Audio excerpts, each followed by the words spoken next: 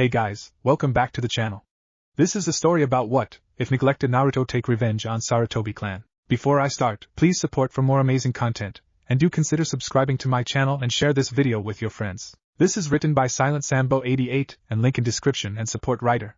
Let's start the video. Chapter 1, Prelude to Scorn. Konoha, Hokage Tower, January 21st, 1011 AC, after chakra, 1847 hours. A very tired Uzumaki Naruto leaned back in his chair, gazing over the 12 armored bodies that littered the floor of the Hokage's office. It hadn't even been one full day since he was sworn in, and already someone had tried to remove him from power in the most violent way possible. Assassination attempts were expected by any S-rank ninja, but was it in the job description for a Hokage to have to deal with one on his first day on the job? He couldn't imagine any of his predecessors having to deal with a mess like this so soon. His breathing was only slightly labored, despite the fact he'd just come out of the fight of his life. His groans were not induced by pain, at least not physical pain. The headache he had from his brain trying to process what he learned tonight wasn't enough to elicit a groan. He experienced far worse mental strain each day from his training, and had become accustomed to such stress. This was nothing in comparison. His outfit had seen better days. He had opted to forego the traditional Hokage robes, instead sticking to the black uniform-style jacket, teal and light blue striped scarf and orange pants he wore since returning from Kumo 2 years ago, only adding a black haori with orange trimming, red flame patterns encompassing the bottom and the kanji for Nanadame on the back over it. Said haori had been turned into little more than overpriced rags by a high-level futon ninjutsu used by one of the dead assassins littering the floor. He'd also decided to cut his hair short, much to the disappointment of many of the fangirls he'd had to fend off, and right now his blonde hair was soaked in the blood of his would-be assassins. He was fatigued, but the fatigue in his eyes could not be attributed to physical exhaustion. His eyes were those of a man who had watched his own dream die, along with any chance he ever had to find true happiness in life. Technically, they had belonged to 3 others who also suffered a deep spiritual trauma, but the haunted look unique to Naruto was unmistakable. 10 years of endless nightmares with no one to help ease the pain would make anyone weary of life, and even Naruto, a man many thought to be unbreakable, had been worn down.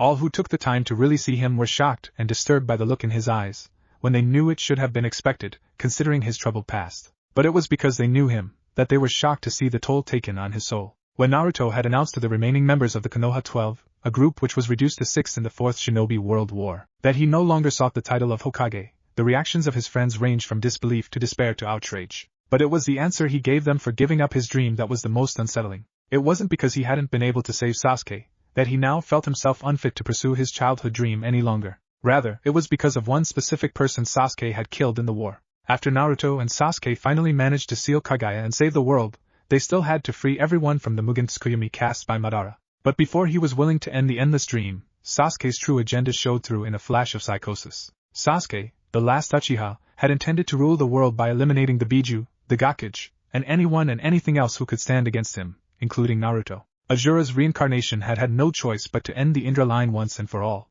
But in death, Indra's reincarnation still managed to achieve part of his objective. In his last moments, Sasuke sent a poisonous chakra pulse through the roots of the Shinju to seek out and destroy his targets before they could wake up. If the Uchiha could not achieve his ambition, in one final act of hatred, he would ensure the Dobe would never be able to fulfill his dreams. Senju Tsunade, Sabaku no Gara, Terumi Mei, Ryotenda no Inoki, and all perished, helpless against the Chikura Kusari no Jutsu unleashed by the last Uchiha in his last moments. With the simultaneous death of the Gakage, coupled with the casualties sustained by the allied shinobi forces, a massive power void had been created, and peace would elude the survivors for years until the struggle was resolved. But Sasuke's hatred didn't stop there.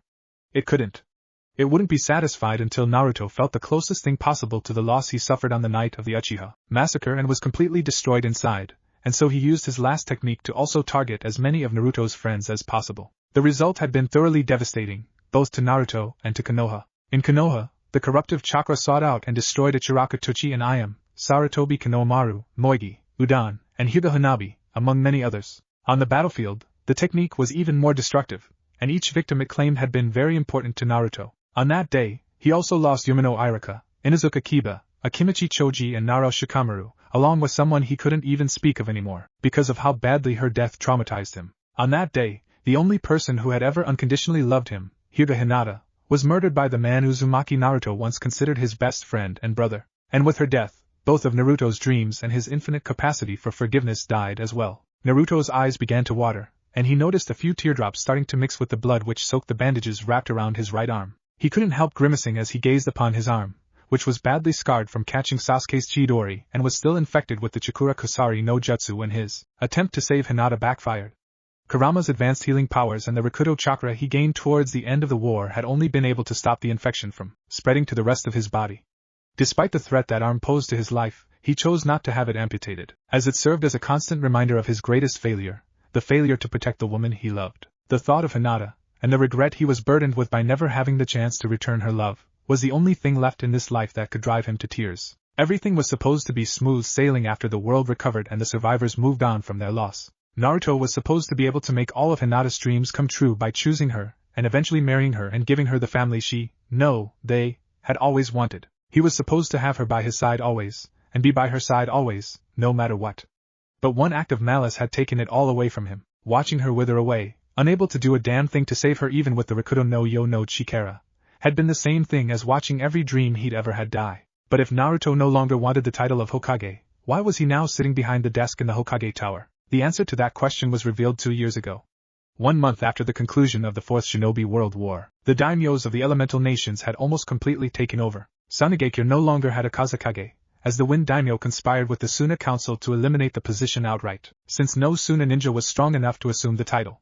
Suna had eventually been liquidated, and many of its formerly loyal ninjas sought refuge in Konoha. In Iwagakure and Kirigakure, it became quickly obvious that the new Kages were mere puppets. Kanehigakure and Kumogakure still had ninjas who were strong enough both physically and mentally not to succumb to the whims of their civilian overlords. But the losses sustained by the alliance made revolt against their daimyos nearly impossible, even with Naruto and Kurabi on their side. Worse, the daimyo's personal guards had been equipped with highly advanced chakra-powered armor, and weaponry rumored to have been developed in secret by Shimura Danzo's root program using prototypes acquired from Yuki no Kuni.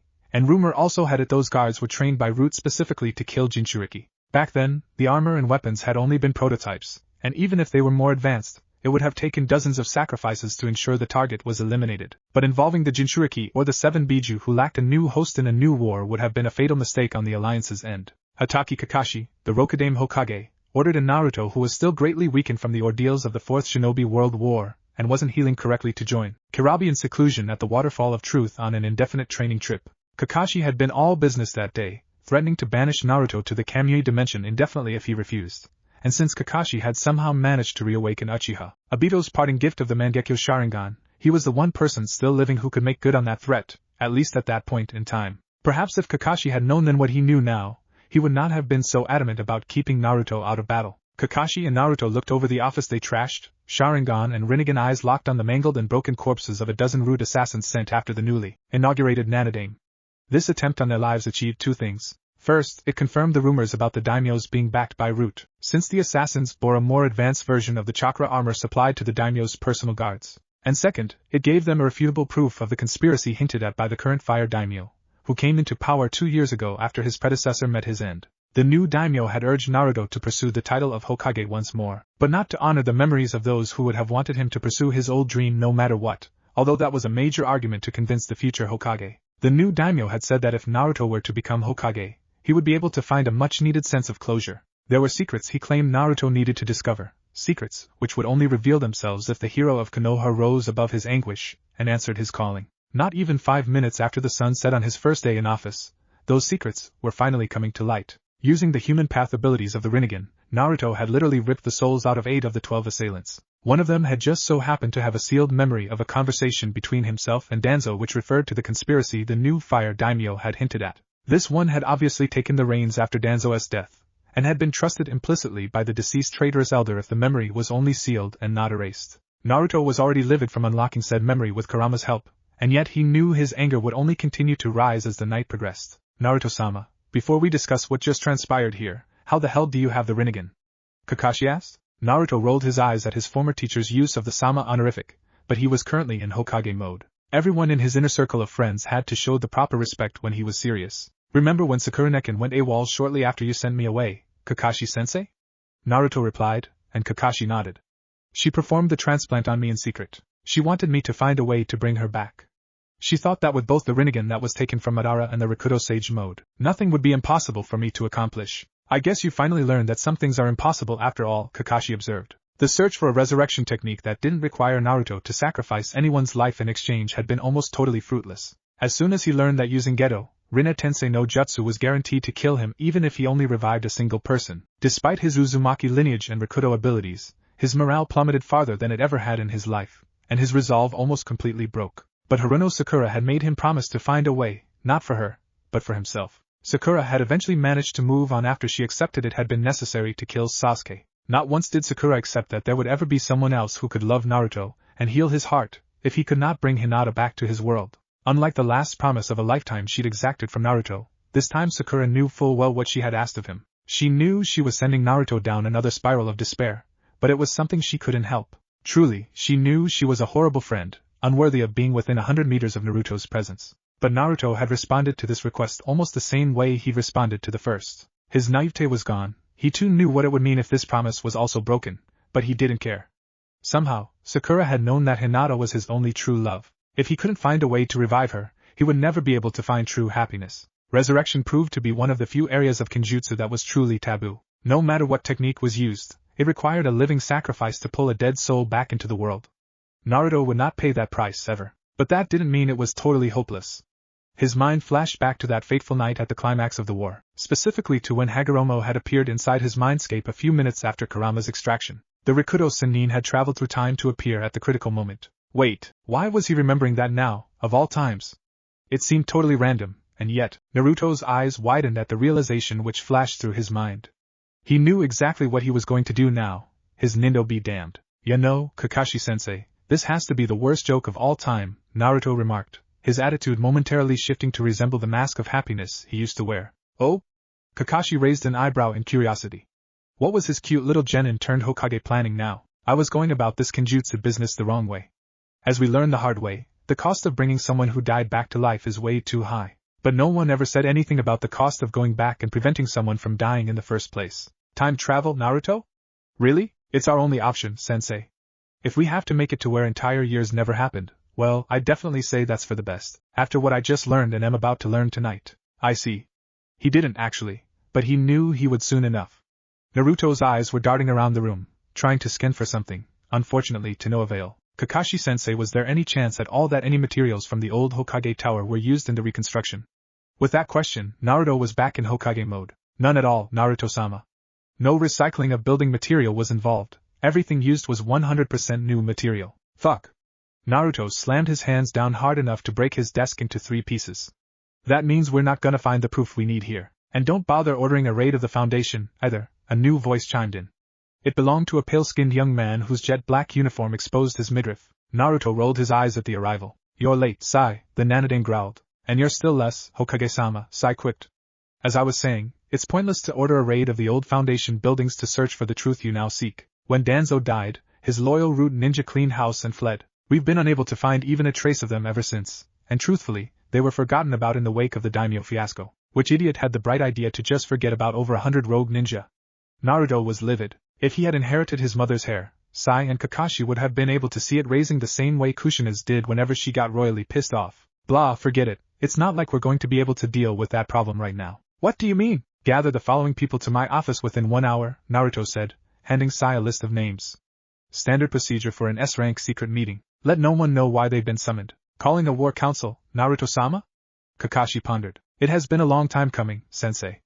Our enemies need to be reminded that hell hath no fury like an Uzumaki scorned. Chapter 2, Betrayal Revealed. Kyusugakure, Hozukijo, January 21, 1011 AC, 1920 hours. Having confirmed that Konoha did not hold the secrets he sought, Naruto had turned to the one source he knew beyond a shadow of a doubt would have his answers. Almost immediately after arriving at Hozukijo via a Hiratian seal planted at the front gates, his body tensed up involuntarily. Memories of a major incident after the Gakage summit haunted him. Naruto had once been framed for the murders of several jonin from Kumo, Iwa and Kiri in an assassination attempt against the Yandame Raikage, and was sent here. The former master of Hozukijo, Mui, had questioned Naruto's devotion to Konoha during the future Hokage's wrongful imprisonment. Now, more than 10 years later, Naruto himself wondered just how he had been so naive as to remain unquestionably loyal to his home village. Even though his false imprisonment had been revealed to be the only way to ensure the successful completion of an important mission, a betrayal of this magnitude should have destroyed his loyalty. After reviewing the memories of the rude assassins,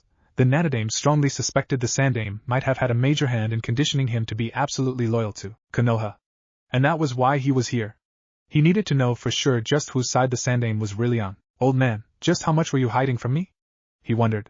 He already knew the answer to that question would devastate him. Naruto-kun, this is a pleasant surprise. The reason for Naruto's visit to Hozukijo, one Yakushi Kabuto, spoke up, hiding most of his scaly body under the same scarlet robes he wore back in the Fourth Shinobi World War. Naruto never quite got over the disgust he felt each time he was forced to look at the infamous traitor who fused himself with the White Snake Sage, sacrificing his own humanity in the process. This was not the first time Naruto had visited Kabuto inside the Blood Prison. The alternate name Hozukijo was called. Kabuto had proven to be an extremely valuable source of information, and there were several occasions during his stay in Kumo when he needed to join Godame Reikage Darui and his fellow Jinchuriki Kirabi during their excursions here to extract information from some of the more reliable prisoners.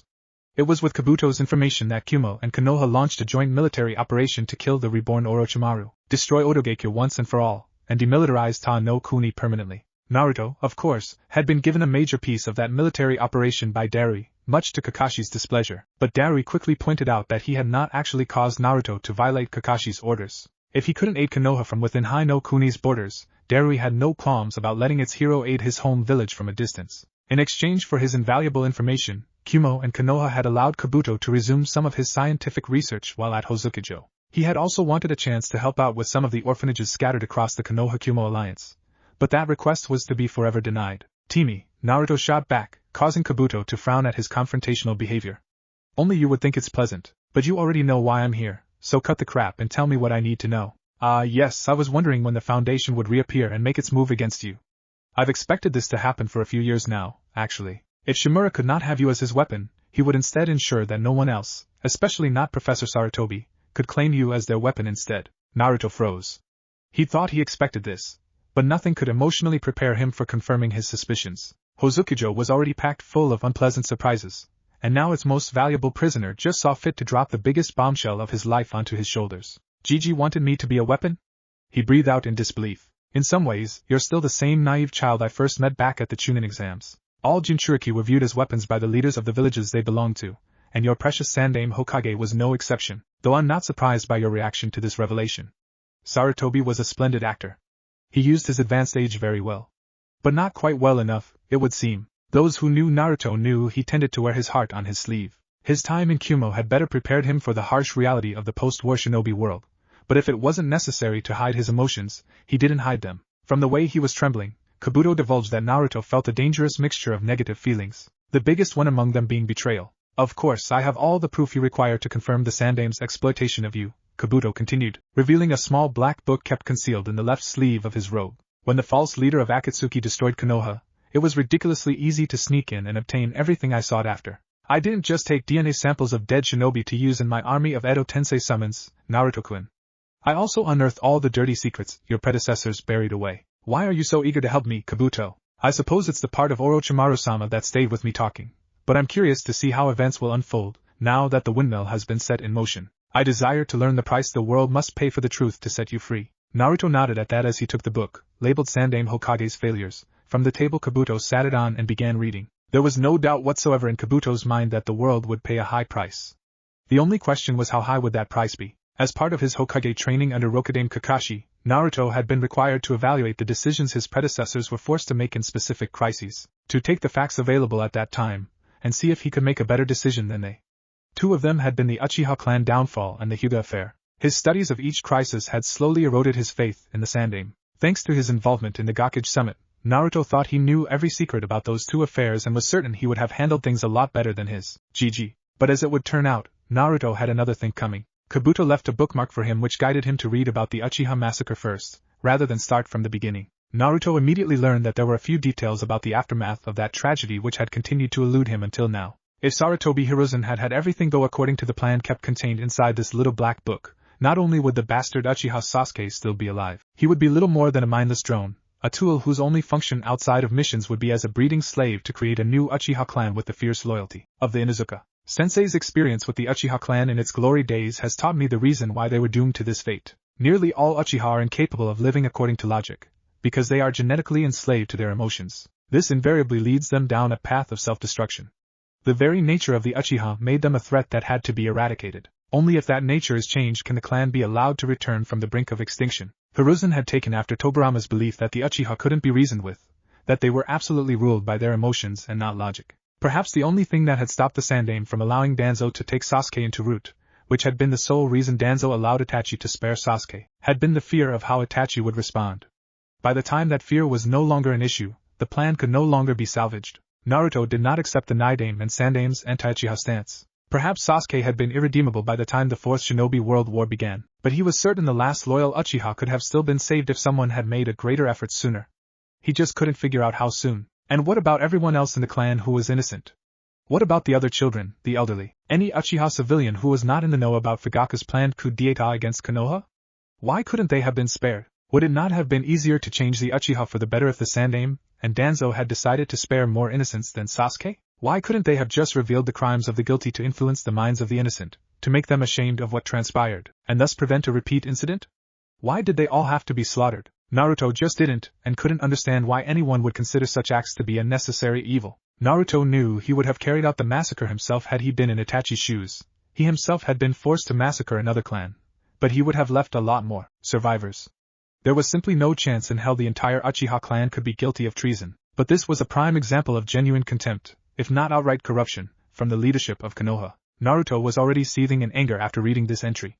But it only got worse from there. In the event that Sasuke had survived and conformed to Hiruzen's plan for him, the Sandaime had also contemplated passing a law called the Clan Restoration Act, which would have forced the last loyal Uchiha, or anyone else it was applied to take multiple wives of the Hokage's choosing and bear children with all of them within 1 year of the protocol's activation. When he read the list of intended wives, his chakra was flaring wildly. Hyuga Hinata and Ichiraku Ayame were on the list of women who would potentially be forced to help create a new Uchiha clan, and as soon as he saw their names, Naruto knew they had been chosen as candidates for Sasuke's harem specifically because they were the only 2 women in all of Konoha who had seen past the Kyuubi no Yoko and cared about him without needing to overcome the peer pressure from the older generations. If all had gone to Hiruzen's plan and the law had been passed, Naruto would have still lost both of them forever. The only difference is that instead of just suffering alone, Naruto would have had to watch them suffer, oblivious to the reason for their suffering. It was disturbingly similar to what Hiruzen's rival and the shinobi no Yami, Shimura Danzo, would have done if Sasuke had never defected from Konoha to Otogakure. In that moment, Naruto felt the last of his respect for the so-called supreme shinobi die forever. After finishing with enlightening himself for the last time about one of Konoha's greatest tragedies, Naruto flipped the pages backward to return to the first mistake the Sandaime wrote down in his black book, the defection of Orochimaru after his inhuman experiments were exposed. Hiruzen had actually allowed his former student to go free. So much would have been different if the Sandaime had done what needed to be done back then. 2 years ago, Naruto would not have truly blamed Hiruzen for letting his former student escape. He had once felt the same way about Sasuke, hoping there was still a chance to redeem his former best friend, but ultimately had been forced to do what was necessary. But the 2 years since he returned from Kumo had seen the growth of a very different Naruto, one who was driven to expose every last dirty secret of Konoha and ensure the mistakes of his predecessors would never be repeated. His dead dream to become Hokage had been reborn into a bitter search for truth, and a witch hunt against those who still lived who might be implicated in the crimes he discovered. What the hell else have you done, old man? Naruto thought. He didn't really want the answer to that question. Speaking of Kumo, Naruto soon learned that the Uchiha massacre's aftermath had not been the only time Sarutobi and Shimura were willing to sacrifice Hinata for what they considered the good of the village. Danzo had arranged for the Hyuga clan's council of elders to weaken security at the compound enough for the head ninja of Kumo to sneak in and kidnap the heiress. Konoha had been willing to give the Byakugan to Kumo as a means to avoid further conflict, and when Hayashi stepped in, killing the head ninja and triggering an international incident, the leadership of Konoha had been willing to sell him out when Yondaime Reikija demanded he be executed and his body sent to Kumo to confirm his death. At that point, the situation became a catch-22. Given everything he knew about the Hyuga affair and ES state of mind, Naruto was certain he would not have been able to avoid war with Kumo had he been Hokage back then, even if Konoha's allies had presented a united front against ES blackmail. Actually, the rage he felt towards Kumo's former regime for their role in the affair would have ensured a new declaration of war. Naruto had changed a lot over the years, but one thing that remained the same was his unwavering loyalty to his comrades. If a war was what it took to prevent his village from betraying a comrade to an enemy, Naruto would not have thought twice about leading Konoha into war. He recognized he was somewhat bloodlust right now, but even if his judgment wasn't clouded, he could not think of another way to keep the peace that did not involve Konoha making a concession that Kumo had no right to demand. But the real tragedy in the affair began after Hisashi's sacrifice. Apparently Hiruzen and Danzo had not anticipated his choice to take his twin brother's place. In choosing death, Hisashi spared Hayashi and denied Kumo the Byakugan. But he also brought on retaliation against the head family for his singular act of defiance. As noted in page 14 of the Sandaime's Black Book, the Hyuga were fools to allow Hisashi to die in his brother's stead. Had they pushed harder, the elders could have seized control over the clan and ensured their absolute loyalty to me. But with Hayashi still alive thanks to this act of defiance, he is able to continue defying my will with his support of Uzumaki Naruto. He must be made to suffer. Perhaps if he is broken, he can be forgiven his transgressions against his Hokage. Hiruzen and Danzo, through the Foundation and the Hyuga elders, had conducted a systematic campaign against Hayashi and Hinata. The goal had been to break them completely. And why? Because they had been two of the few people who tried to support Naruto during his hellish childhood, and the support went against the Sandame's wishes. Hayashi had, for a time, been broken, at least until Naruto's upset victory over Neji in the Chunin exams allowed him to experience a change of heart so he could begin to heal the rifts in his family. Danzo had arranged for the murder of Hinata's mother, and even worse, there were standing orders for Root to murder Hinata herself if it so much as looked like she would succeed in reforming the Hyuga clan. More tears fell from Naruto's eyes as he thought about how everyone in power had opposed her so vehemently. He was also certain at this point that they would have murdered her if he'd ever returned her love while she still lived. Were they truly destined to be separated forever, in life and death? Naruto almost couldn't will himself to keep reading, but he had little choice. There was one other major revelation to address, the one which started this bitter search for truth. Were Kabuto and the current fire daimyo right about Hiruzen? Had the Sandame truly sought to turn Naruto into nothing more than a weapon? Shaking in a combination of fear and rage, Naruto turned the pages to find the final entry, the one addressing Sarutobi's greatest failure. And in that moment, any love he might have still harbored for his Jiji turned to pure, unadulterated hate. During my tenure as Hokage, there is no doubt that the single greatest mistake I've made is the decision to allow Uzumaki Naruto to live. While I wanted to kill him, I was bound to honor Minato's dying wish and let him live. The Yondaime wanted Konoha to see his orphaned son as a hero.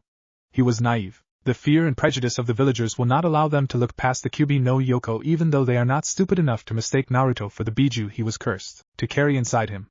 But their fear can at least be a useful tool for conditioning Naruto. If he cannot be killed, then he will be molded into the weapon that all Jinchuriki are meant to be. So it was true.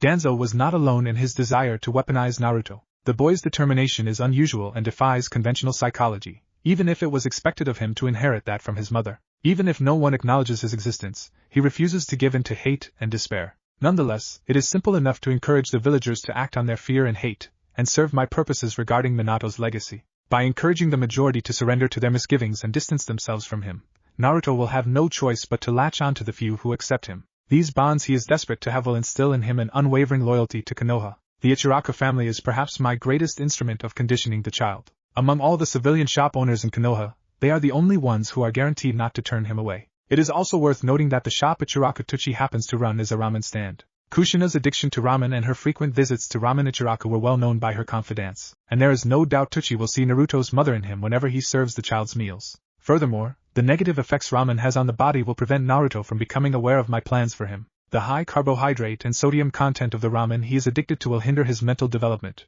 and with his unwitting role in stunting Naruto's growth, Tuchi does his duty to Konoha by helping to keep the Jinchuriki controlled. After all, the perfect soldier only remains such for as long as he cannot question his orders or his loyalty to his commander. Naruto shook even more, and as his chakra flared to dangerous levels, the blood prison trembled with him. The Sandame had wanted him to become reliant on a select few, and so encouraged the village to deny his existence as long as they obeyed the law. The part about Ichiraku being used like that also broke his heart, knowing that Tuchi and Im had truly cared about him, and the Sandame even admitted that in his journal. He was always mindful that Sakura and his mother had tried to get him to stop eating his comfort food so often because it was so unhealthy, but to think the Sandame would encourage his addiction to it for that exact reason? The other major effect this conditioning will have on Naruto's growth is that he will not be able to notice girls like normal boys do. The lack of positive attention in his life coupled with the damage caused to his brain by his ramen-heavy diet will cause him to misinterpret or ignore any signals given to him by members of the opposite sex. In the event that he manages to successfully pursue a romantic relationship, his stunted growth and lack of proper education will likely prevent him from being able to perform more intimate acts with his significant other.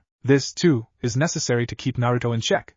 If he were to have a real family, instead of the surrogate family Konoha is intended to become for him, he would place his loyalty to his blood family over his loyalty to Konoha. When the time comes to transfer the Kyubi to another, a trusted kunoichi will be assigned to drug and rape him so that she may bear his child, which will also be conditioned into becoming a weapon for Konoha. If by some chance should the impossible happen and this plan backfire, I have instructed Danzo to give a special dead man's cell of root shinobi the standing order of eliminating the Jinchuriki before he becomes a threat. This also means that no matter what, Uzumaki Naruto cannot be allowed to become Hokage, as his doing so would ultimately expose all of my darkest secrets and failures to the elemental nations. Should my successor find this journal, I trust that they will act accordingly to ensure the weapon does not have a chance to turn against his owners. Naruto couldn't read anymore.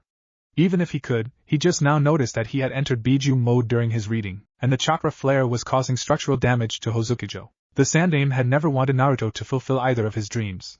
He'd secretly acted to ensure either would come true. He had taken every good quality of Naruto's and turned them into a curse. He had used the villagers' fear and distrust against Naruto, encouraging them to discriminate against him. He had pushed Naruto into suffering great abuse at the fists of Sakura Nekin before she started maturing. He had acted against those shinobi who openly supported Naruto, and even had some of his supporters killed, and those who weren't killed were either subjected to a worse hell than him, or used as pawns to keep him under control. And the assassins he'd killed?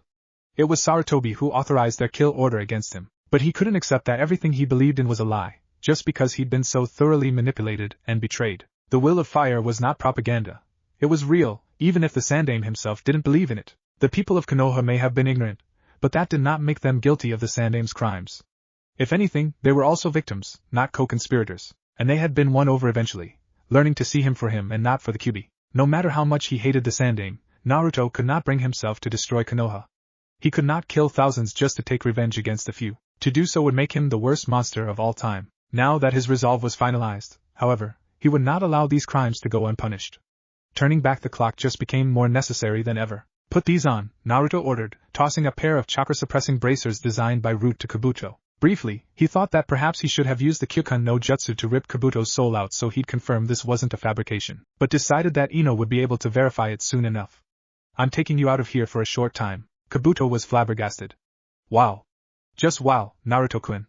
Why are you so trusting all of a sudden? Let's just say that something far bigger than you could imagine is about to happen. As you just said, the windmill has been set in motion, and I promise you won't want to miss what happens next. And I feel like I owe you a debt for giving me the truth, but it will be a cold day in hell before I ever admit that out loud. Konoha, Hokage Tower. 30 minutes later, the war council Uzumaki Naruto called was pretty impressive, considering the depletion of skilled shinobi Konohagakure no Sato suffered in the Fourth Shinobi World War, and the subsequent civil war against the Fire Capital. Out of all the elemental nations, Konoha had the highest number of S-rank ninja in its military ranks, and Naruto had summoned every single one who was currently available to his office. Just about every S-rank ninja in Konoha became S-rank either during or after the war, and could be divided into 3 groups. The first group consisted of the Konoha 6, as they were called since the war ended. The most famous person among them, besides Naruto himself, was Haruno Sakura, Naruto's surrogate sister and a late bloomer. After 10 years, she still kept her hair cut short, but any accusations of her being a man in disguise during her teenage years had been put to rest long ago. During her training under the late Senju Tsunade and the 2 major wars which left Hai no Kuni nearly crippled, Sakura had not been able to focus on her looks as much as she'd liked. But now, she managed to radiate both beauty and strength at once. Her pink hair was cut to chin length, and she returned to wearing a red chipao dress like she used to wear as a preteen, along with a black obi that kept it tied down, black shorts, black high-heel ninja sandals and gray elbow and knee protectors. But her green eyes were her most defining feature, for one simple yet infinitely complex reason. They hid away a story of unfathomable anguish. Next was Naruto's counselor and closest friend, Yamanaka Ino, who stood close to her husband Sai. Like Sakura, she'd had to sacrifice vanity during the Hai no Kuni civil war, although in recent months, her figure was commented on by many to have the spiciness of the famous red-hot-blooded habanero, Uzumaki Kushina, at least when she wasn't on duty. Her pale blonde hair extended almost all the way to the floor. Her hair did not go well with her current outfit, however. Ino was geared in her jet black Umbu bodysuit, which had evolved over the years to maximize both comfort and protection. The standard light armor which accompanied previous versions of the Umbu uniform was not present, as the bodysuit itself was made of hyperfibers which were several times more effective than the old mesh armor which used to be the standard for kunoichi. Despite the clash between her hair and bodysuit, Ino was still considered beautiful even when in uniform, and her blue eyes accentuated that beauty despite the pain they hid away. Then there was Aburame Shino. His outfit did not change much since the war ended. He still wore a heavy hooded trench coat, along with black sunglasses framing a poker face that rivaled any Hyuga, to maximize stealth and provide sufficient darkness for his Kikaku hives. The sunglasses were there to prevent anyone from looking into his eyes, for his eyes betrayed his normal stoic expression. The second group consisted of older, war-born shinobi, those who were already veterans before the elemental nations united against the terrorist group Akatsuki and the global disasters brought on by Madara and Obito's Project Tsuki no Mi.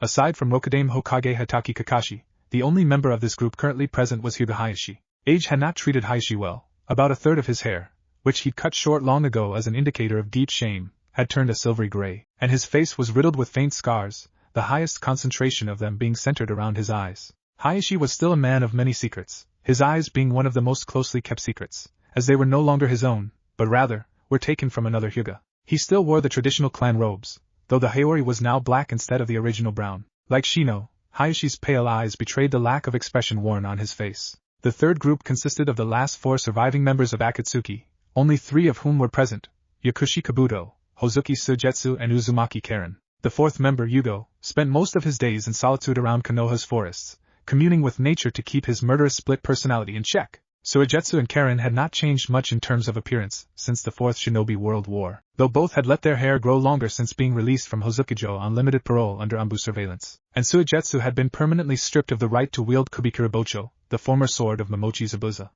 Both wore a magenta cloak over loose-fitting tan robes. Suigetsu kept his white hair in a ponytail, while Karen's distinctive red hair was partially held back by her eyeglasses. They, too, were visibly haunted by their experiences. Besides their classification and their emotional damage, all 9 of the summoned ninja had but a single thing in common: a strong personal connection to their Nanadame Hokage. For some of them, Naruto was the only reason why they'd managed to stay relatively sane after the horrors they either witnessed or created. Most of the 9 ninja were fidgeting. Half of the reason was because of the sight in front of them. Naruto had not had anyone clean the mess left behind from the assassination attempt. While some were accustomed to such sloppiness, having been invited inside his first apartment, they knew the corpses and broken furniture had been deliberately left there. The mess was the reason they had been summoned. The other half of the reason for their discomfort was mutual distrust. Old wounds did not heal so easily. Do not think that our opinions of you have changed during these past 10 years, Shino growled at Kabuto and Suigetsu. Your crimes are still unforgivable, no matter what Hokage-sama thinks. And do not assume that Naruto-kun has forgiven us, any of us, Kabuto shot back. The reply took Shino aback. Did Naruto actually hold a grudge, even if minor, against his friends? I wonder, Sai commented, scratching his chin, if Kabuto fused with the giant snake because he was trying to compensate for a tiny? Leave it to Sai to say the wrong thing at the wrong time, Ino mentally groaned, rubbing her head to address the headache she knew her husband was about to trigger with his stupidity. She didn't know it was Sai's intention to pick a fight with the ex-Nukanins. You dare say that about the mastermind of the 4th Shinobi World War? Suigetsu snarled. Clearly you don't have any idea how much balls it takes to do so. I must disagree. It says in one of the history books I've read that wars are always started by cowards, and it's a common belief that cowards don't have as much balls as you imply Kabuto has. Then again, I suppose you would know better than I, since your knowledge of him clearly shows a greater level of intimacy than I would ever wish to attain. Suigetsu's eyes glazed over in rage. Did Sai really just imply that Suigetsu and Kabuto had been gay for one another? Also, Sai continued, ignoring the tick mark on Suigetsu's forehead, it's plain to see that you're doing some heavy compensating yourself, as displayed by your obsession with large swords and flashy techniques. And your peculiar ability to turn yourself into water certainly can't help your size issues, either. That does it. What the actual fuck is going on here? A new voice shouted, breaking down the door with a Mokutan technique. Yamato Taicho Ino gasped, shaking. Yamato already had his trademark creepy glare focused on the sorry lot of ninja in Naruto's office. Yamato wasn't having any of it. Is it not possible to leave you alone for 5 minutes without having to restrain you to make sure you don't pull this kind of shit? Hokage-sama would be deeply disappointed in all of you if he were the one who just walked in on this pathetic scene. Next time, I won't think twice about trapping you in my wood if that's what it takes to make you children behave. Oh, and you're not going too far either? Another voice questioned Yamato. Everyone recognized it immediately, and breathed a sigh of relief. Naruto! Sakura called out in relief. Sorry I'm late, guys, Naruto announced. Yamato Taicho and I had to reinforce the Hokage Tower to make sure it doesn't come crashing down on us during this meeting. That immediately triggered a wave of murmurs amongst the assembled ninja. While I'm certain there are not any pranks in the making here, Naruto-sama, I do not appreciate the timing of your summons. A very irate Heishi spoke up while Sai snickered at his misfortune. My mistress and I were in the middle of attempting to conceive a child. Screw what the others think of me for using a mistress, he thought. I just can't marry again, not after my family was so thoroughly destroyed. Naruto was quite familiar with the reasons why Heishi hadn't remarried, and he didn't blame the Hyuga patriarch in the slightest. That is way too much information for my virgin ears, Heishi-sama, the Nanadame replied, subtly referring to the fact he has never had sex or even dated anyone despite the dozens of attempts to set him up with someone after the war. Naruto was simply incapable of feeling attracted to others. Losing Hinata really had hit him that hard. I'm sorry for the bad timing, but I promise this is more important than trying to save your clan. Oh? Hayashi raised an eyebrow at those words, an extraordinary reaction for most Hyuga. Naruto responded by re-entering Hokage mode to begin the briefing. The 10 of you are summoned here due to a failed assassination attempt made against me by the remnants of the Foundation, and around you, you can see the results of that attempt. Thanks to Uchiha Madara's Rinnegan, which Sakura Nekin saw fit to give me in secret 10 years ago, I was able to learn the reason they attacked, and whilst I was gathering most of you, I spent that time finding the proof I needed to confirm their motive. I warn you, what I'm about to share with you during the course of this briefing may be the most damning knowledge some of you have ever learned. But first, he continued, I'm going to need Ino to enter my mindscape to retrieve the rude assassin's memories. Got it, Ino said. Shintenshin no Jutsu. She called out without performing the technique-specific hand seal, no longer needing to use it after years of pushing her mental abilities to the limit. Sakura caught her as she started to fall onto the floor, while Naruto slumped backward in his chair. Inside Naruto's mindscape, each time Ino used her clan techniques to enter Naruto's mindscape, the surroundings seemed to have deteriorated even more. The first time she saw the sewer that contained Kurama's cage, it had been greatly depressing, knowing how much Naruto had to be suffering for his mindscape to take such form. Tonight the scene was far more depressing, as the sewer walls showed major signs of decay, and Ino could have sworn she saw a few storm clouds brewing overhead. Was Naruto really broken that much? Ino wondered, fully aware it was the first thing she asked herself each time she entered his mind despite already knowing the answer. She was then broken out of her thoughts by a familiar strong wind blowing past. What you see here, a deep, guttural voice roared, is the result of 10 years of agony brought on by the war and its aftermath. My jailer and partner accepted long ago that he is destined for an eternity of misery. This is the fate of all Jinchuriki, though I had begun to hope that Naruto would change this fate, as he changed so much else in this world. Hello again, Kurama-sama, Ino said. I cannot say it's a pleasure to see you again, Yamanaka-san, given the circumstances of this meeting, the now identified Kurama replied as the Biju emerged from the shadows. However, it is pleasant to note how greatly your skills with your mental techniques have improved over the years. Had we been able to allow this timeline to continue, it is feasible that you could have successfully resurrected Ninshu. Ninshu, or Ninja Creed, was the original form of ninjutsu and was what Hagoromo taught during his lifetime, however his teachings were largely forgotten after his death. Ninshu had not been revived until the Fourth Shinobi World War, and even then, only a handful of individuals, namely Naruto, had been able to revive the forgotten creed. Worse still, their revival of Ninshu was only temporary. In this day and age, it was the Yamanaka clan, with their mental ninjutsu, who were the closest to practicing Ninshu. What do you mean by allowing this timeline to continue? Naruto has already decided to go back in time using the same technique my creator used to appear in his mindscape during the last battle against Madara. This is the purpose of this war council he called this evening. Ino had not expected that response at all. She recovered quickly enough, however. Then why even summon anyone if we're not going to remember this meeting? Kurama growled. Naruto may have conquered the Kyuubi's hate, but it was still easily annoyed by humans. You have just made two incorrect assumptions, Yamanaka-san. First, you assumed that Naruto would not be able to glean any useful insight from his comrades which would allow him to devise a better plan for dealing with his enemies and correcting his past mistakes. And second, you assumed that Naruto and I would be alone in our venture. He intends to bring some of his allies with him. Ino's eyes widened at Kurama's reply. But wouldn't it be safer to not include anyone else in his plan? The more of us who go back with him, the greater the odds of us being discovered and compromised. For his plan to succeed at all, it must be revealed to select others. Naruto knows he'll need the support of friends in high places, who can be trusted completely, to have any chance of realizing his new ambition. And when the plan inevitably goes to shit, he will need their support even more to successfully adapt. The short pause in Kurama's speech made Ino very nervous. Even if the risk of including others in this plan outweighed the benefits, Naruto has no desire to go at this alone. The Koza was taught a very important lesson by Uchiha Itachi during the war. It was from Itachi that Naruto finally learned not to carry his burdens and try to solve all of his problems alone. Doing so would have eventually turned him into another Madara. Having taken Itachi's words to heart, Naruto refuses to reset the timeline without letting at least some of his friends keep their memories of what was never meant to be. With that being said, Yamanaka-san, I suggest you make haste in locating the memories relevant to this meeting. I'm not here merely to view the memory of the root cell's leader. I'm here to make copies of the memory and distribute them among my friends and comrades. That last statement earned a raised eyebrow from Kurama.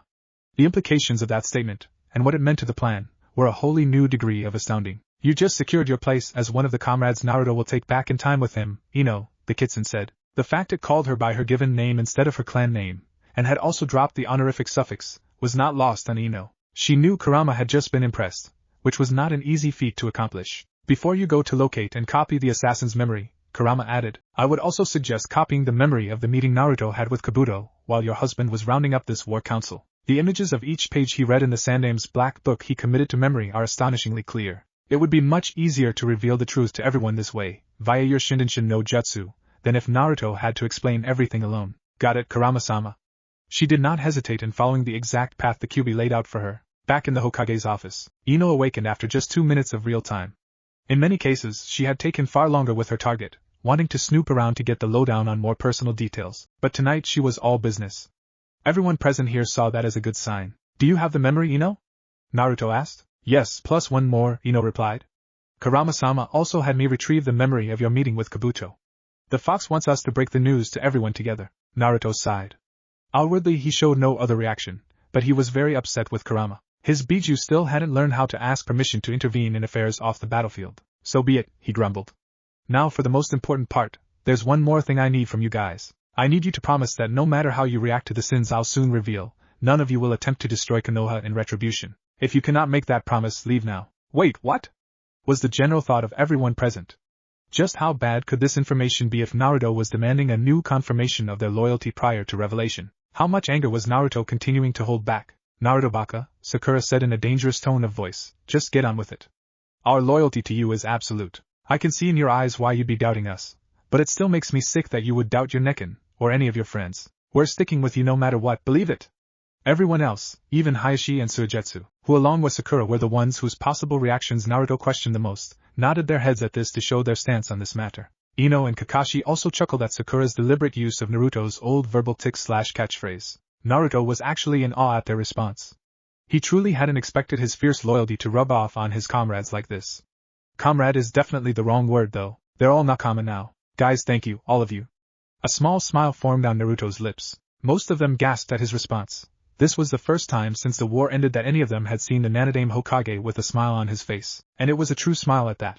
Their unity and absolute loyalty was also almost enough for Naruto to shed tears of joy. That the tears couldn't escape his moistened eyes was another testament to how deep his emotional scars ran.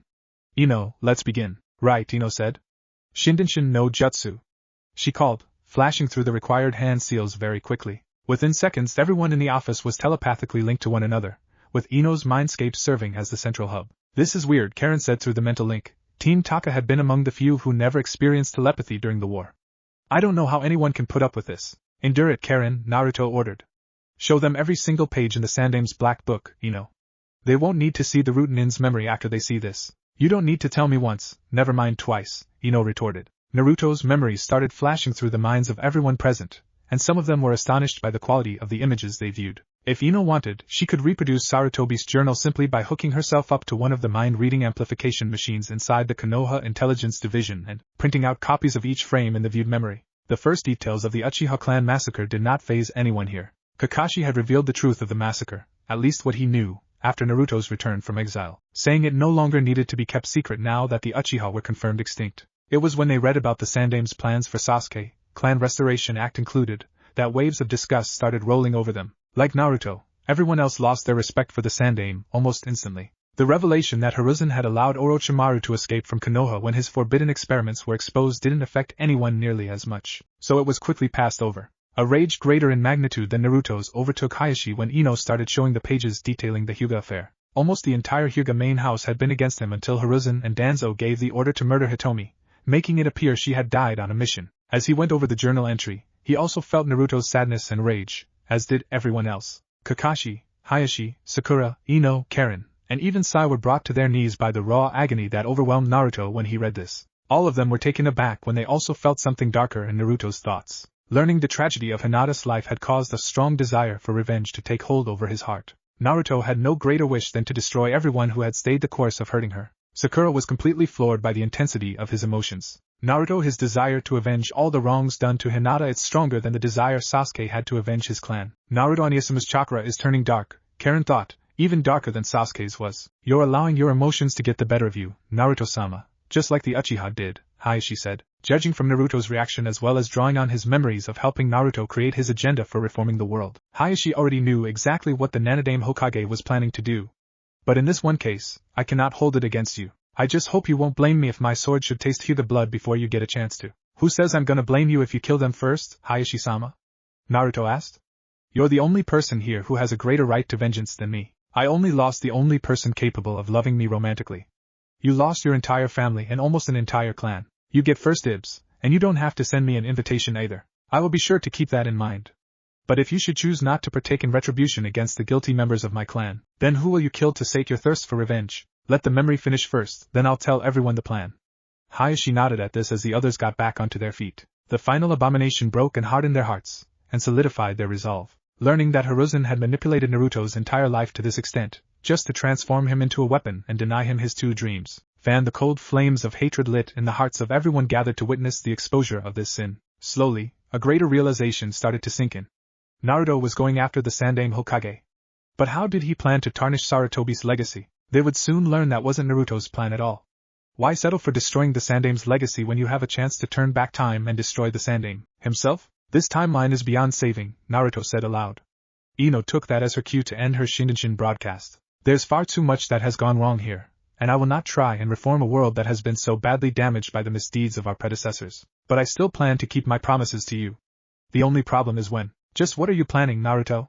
Hayashi asked, giving voice to what everyone but him was wondering. Shortly before I summoned all of you here, I thought back on how completely I failed to keep the promise Sakuraneken had me make to her after the war. The idea happened when I thought about how the Rikudo Sannin showed up in my mindscape while Sakuraneken was trying to save me. Then I checked the Forbidden Scroll of Seals and found out that the Jikuken ninjutsu Rikudo Jisama used to manifest himself had actually been recorded by Shodai-sama. In short, he said, unrolling the Scroll of Seals onto the broken desk in front of him, the plan is time travel. If a pin were to be dropped inside that room, everyone present would hear it as loudly as if Kakashi had just hit someone with the Raikiri. Nearly everyone looked at Naruto with some form of disbelief written on their faces. Did you really just suggest going back in time, Hokage-sama? Yamato asked, incredulous, summarizing the thoughts of nearly everyone else. We've actually done it before, Yamato Taicho. Sure, Token erased our memories of the whole thing, but I started having dreams about the mission and was able to fully recover the lost memories during my exile to Kumo. So that's what happened on the failed mission to capture Mukade? This time it was Sakura asking. Naruto nodded, eliciting a gasp from his sister figure. Holy fucking shit, Naruto. The implications of this are huge. There's so much we could change if it's actually possible to repeat that. Naruto nodded in agreement. It is, but I'm gonna have to give up a lot of my power to do it. His eyes glazed over for a few seconds, which did not come as a shock to anyone in his office. They all knew he had frequent conversations with Kurama now that the Jinchuriki and Biju were on good terms. Looks like Kurama wants to take over explaining this stuff. How annoying, Kurama said through Naruto's body just 2 seconds after he notified the others he was about to switch control with his Biju. The Kozo still gets on my nerves with alarming frequency. How do you even put up with my Baka Ototo? Sakura asked. Kurama-possessed Naruto rolled his red, slitted eyes. He would not dignify that with a verbal answer. In any case, anyone who goes back in time with Naruto via the Kakujin Henko no Jutsu will revert back to the physical condition we were in at the time we choose to return to. Any and all knowledge and memories we have of this timeline will be retained, but since your bodies will be younger, certain abilities may have to be reacquired. Naruto will lose his Rinnegan and will likely be unable to draw in natural energy to access Sage Mode until he either signs the Toad contract again, or his chakra reserves return to the level he achieved during his teenage years, I'm not sure which. And since I will be locked away in that infernal hack no Fuin Shiki again, he will not have access to my chakra beyond the version 1 Biju cloak, and even then, he likely won't be able to draw upon more than a single tail's worth of chakra. He will also have issues with retraining his body to be able to properly access some of the taijutsu styles and ninjutsu he didn't have at that point in the original timeline. The powers of the Rikudo Sannin are required to activate the time travel jutsu, which will take 3 minutes to perform correctly. Needless to say, those powers will be lost when Naruto returns to the past, so there will likely be no more chances after this. Even if our trip back through time will allow my creator another chance to manifest inside Naruto's mindscape. And even with the sacrifice required to activate the jutsu, he will only be able to take a maximum of 3 others along with him. Naruto and I have already agreed that Yamanaka Ino will be one of those 3, due to her ability to copy the memories of others. The purpose of this meeting is to decide who else will be going back with him, Kurama finished before relinquishing control back to Naruto. Inopig, Sakura said a little too sweetly, and a little too quickly after Kurama's message ended. Yes, Billboard Brow, why the fuck did you never tell me that you learned how to copy memories? You do realize I'm married to Sai now, yes? Was Ino's reply. What does that have to do with this? Everything, Billboard. He's former Root, and it's Root that tried to kill Naruto tonight. I know how their minds work. It was way too dangerous to let anyone know I could do this. If they found out I had this ability, they would have attempted to capture and convert me to their side. I'm siding with Ino on this one, Sakuraneken, Naruto said. As everyone here knows, I spent a long time in Kumo right after the war ended and Kakashi-sensei banished me when the daimyos took over. The higher-ranking ninja there had a certain saying, if 2 people know it, it's not a secret. And with Root still running around in High no Kuni even after Danzo's death, they definitely would have tried to make Ino disappear if anyone else knew. From the sound of our conversation, her jutsu is a major threat to them. Sakura relented. Naruto was right, Ino had become more proficient in mental ninjutsu than anyone else in the history of the shinobi world, and that made her a big target for anyone who figured this out. Root would have tried to enslave or assassinate her, the latter only if the former was impossible to achieve. Also, it's not like Naruto could do anything to punish her, not when her mental powers were a key part of his plan. Regardless, I believe now is the time for you to explain the particulars of your technique, Ino, Naruto continued, re-entering Hokage mode. Okay then, Ino said. The technique I use to copy your memories is actually an extension of a more powerful defensive ninjutsu I developed called Kyoku Soki no Jutsu. The defensive nature of the technique comes from its ability to create temporary holograms of myself, as well as psychically interfere with an opponent's ninjutsu and cancel it. Should I happen to possess a memory of the technique that's being used against me and activate the technique just before they finish weaving hand seals? Sadly, the jutsu cancel ability is flawed since it only works against techniques which require hand seals. Techniques like your Rasengan and its many variants, Naruto-sama, would be unaffected, as would any technique the user has mastered to the point of no longer needing hand seals to perform. The necessary extensions of the technique to maximize its usefulness are Kyoku Fukusai no Jutsu, which allows me to copy a target's memories, and Kyoku Tenso no Jutsu, which allows me to transfer the copied memories to others. What's the difference between this memory replication, as you call it, and simply retrieving the target's memories through the standard mind transfer? Well, Naruto-sama, the regular Yamanaka clan techniques are more limited. Using the standard techniques doesn't actually let me keep any memories I view from the target unless I myself commit them to memory the normal way. This puts a limit on the length of the memories I can retain. However, Kyoku Fukusai allows me to copy and retain a far longer span of the target's memories. If need be, I could store away a copy of the target's entire life from their perspective. And let's say I need you to copy 15 years worth of memories from multiple targets. How many people's memories would you be able to store away under that condition? Ino took a few seconds to breathe and gather her thoughts. I've only had the ability developed for about a year, so I don't know what the maximum limits are yet, but I think I can handle up to 4 others, Naruto-sama. But I wouldn't recommend copying Billboard Brow's memories because of inner. Naruto nodded, remembering what Ino referenced with her advisory. During the Chunin exams, Naruto's shouting had caused Sakura to become aware of Ino's presence inside her mind, and her inner Sakura had forced Ino out, rendering the Shintenshin no Jutsu useless. There was a strong chance that if they only took Sakura's memories back in time and not Sakura herself, inner Sakura would interfere with any attempt to give Sakura her memories back, leaving them stuck with a useless comrade until she had her wake-up call again. Naruto wanted his Nekken to stay with him, and the only way to ensure that was for her to physically travel back. So Nekken is coming back in time with us, Naruto spoke softly. Then his trademark idiot grin broke out for the first time since the war ended. Sweet, that is not the wording I would have used, but I am in agreement with Ino-san and Naruto-sama, Shino added. Why, you ask? Because I cannot help but remember that Sakura-san and Ino-san were the 2 worst fangirls in history back during our last year in the Konoha Ninja Academy. Sakura's head dropped after hearing that. Were we really that bad when we were younger? She wondered. Yes, Kakashi, Shino and Sai replied. Sakura only sulked even further. Enough with the guilt tripping, Naruto ordered.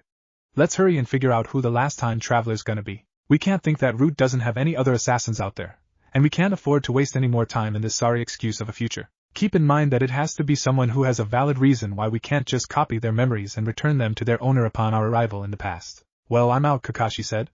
There's nothing stopping Ino from giving my past self my memories, as long as she does it on the day of team assignments. I, too, should not physically partake in the Kakujin Henko no Jutsu, Sai said. It will be some time before Danzo would assign me to spy on you, Naruto-sama, and if he discovers I have memories of the history we intend to erase, it would not bode well for anyone in Konoha. Personally, I would rather not have knowledge of this timeline when we reset it, Shino piped in. My clansmen would be quicker to notice suspicious behavior than most, were I to join you in this venture. There's just one problem with that, Shino-kun, Ino said. Would you enlighten me, Ino-san? There is no way in hell Sujetsu and I are going back with Naruto Oniyama, Karen answered for Ino. I don't know where my teammate from Hibi was or what he was doing before he was captured by Orochimaru, but it is far too much of a risk for me to go back to the hell the snake bastard had me confined to. Just like Sai, if I go back, we risk an enemy finding out what we're not supposed to know.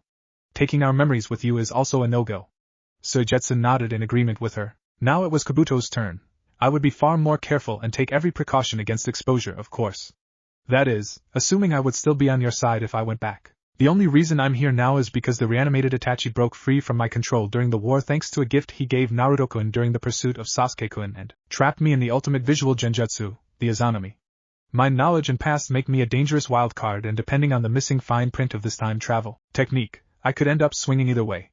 Kurama had not said whether they were merging with their past selves or actually reversing the flow of time, and Kabuto was cautious by nature.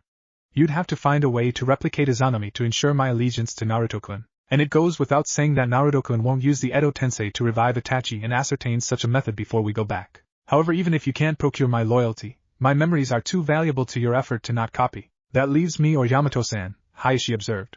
It is not my intention to offend Yamato-san or come off as arrogant, but I am the better choice to join Naruto-sama. No offense is taken, Hayashi-sama, and I agree, Yamato replied, speaking for the first time since his rude entrance. Naruto-sama will need to form many political connections as quickly as possible, and having the Hyuga clan as an ally will provide him with a tremendous advantage in his endeavors. Not only that, but I need to be able to assist Naruto-sama from the very beginning of our alterations to the timeline. We cannot afford to wait until the Chunin selection exams for Naruto to save the Hyuga. So it's decided?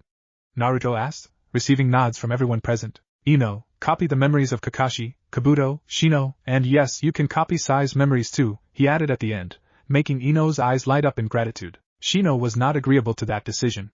May I remind you, Naruto-sama, that I... Objection overruled, Shino, Naruto snapped at him. I'm planning on taking us back to the day we took our final exams at the academy. I don't think we'll be able to change team assignments from what they originally were, and I want at least one time traveler on all 3 of the rookie teams. Taking your memories with us is the only way to make that happen. Understood.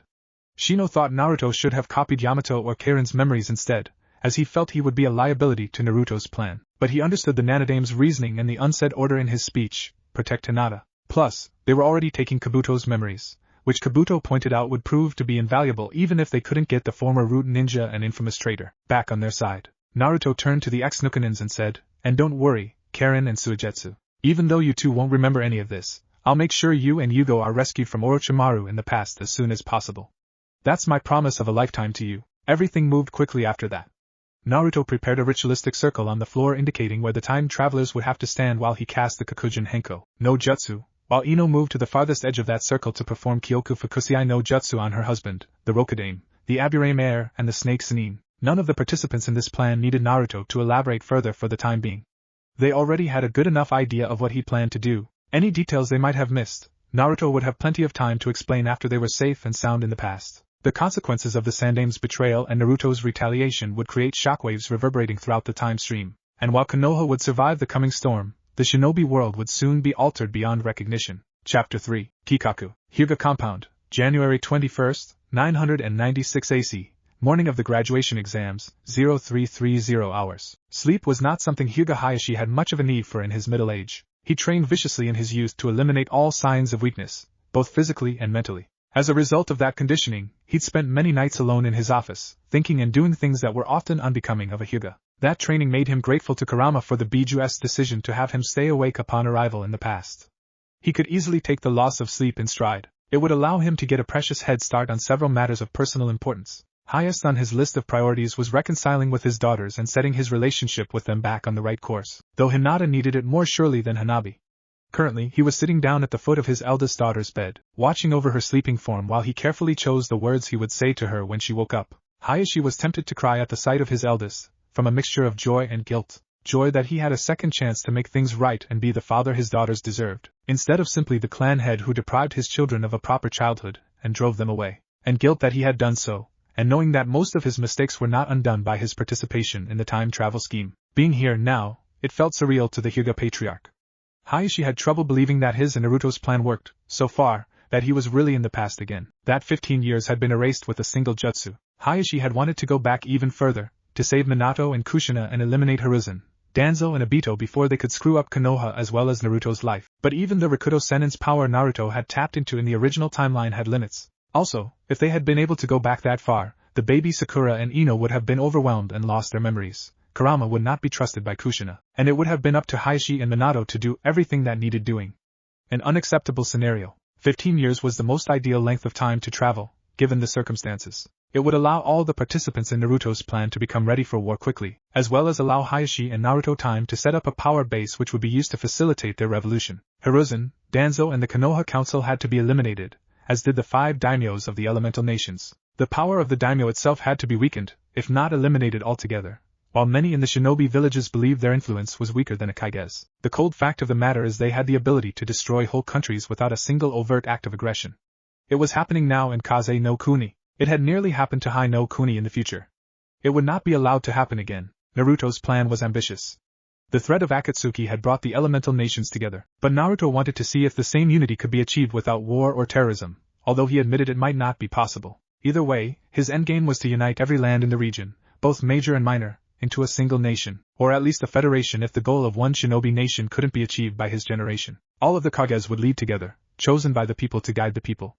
It was almost the exact opposite of what existed currently. The system Senju Hashirama and Uchiha Madara created together had worked to bring some semblance of stability, but as long as it existed, lasting peace would forever elude the people of the shinobi world. The daimyo system and the era of dictatorships needed to end, and while Hayashi worked behind the scenes to realign the political arena in favor of a revolution, Naruto would inspire the masses to make the revolution happen. The old Hyuga Hayashi would have laughed it off as pointless drivel before pummeling Uzumaki Naruto into the ground. This Hyuga Hayashi knew Uzumaki Naruto just might have enough charisma to pull it off, and had wholly bought into the plan.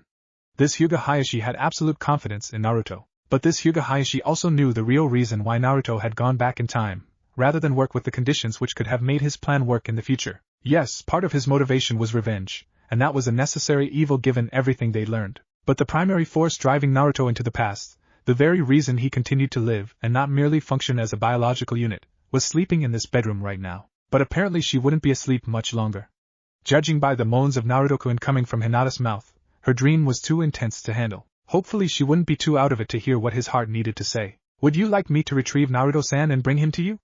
Hayashi prodded. Hi, Otosama, Hinata answered. Then, realizing what she just heard and said, her eyes shot open and she abruptly sprang up. Oh, Otosama?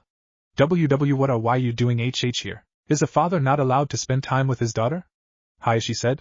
Hinata was unable to answer, so he continued, as I was saying, if you would like me to bring Naruto-san here for you, it'd be no trouble. Actually, I'm certain he would love to see you right now. Hinata had to pinch herself to make sure she wasn't still dreaming.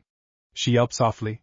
This couldn't actually be happening. Her father couldn't actually be in her room, telling her that Naruto-kun wanted to see her, and that he was willing to make it happen. Hinata, in an uncharacteristic act, activated her Byakugan, trying to expose the imposter in her room. To say she was mortified when she discovered it was the real Hayashi, and not a genjutsu or a henge would have been the biggest understatement of the year. Naruto-kun wants to see me?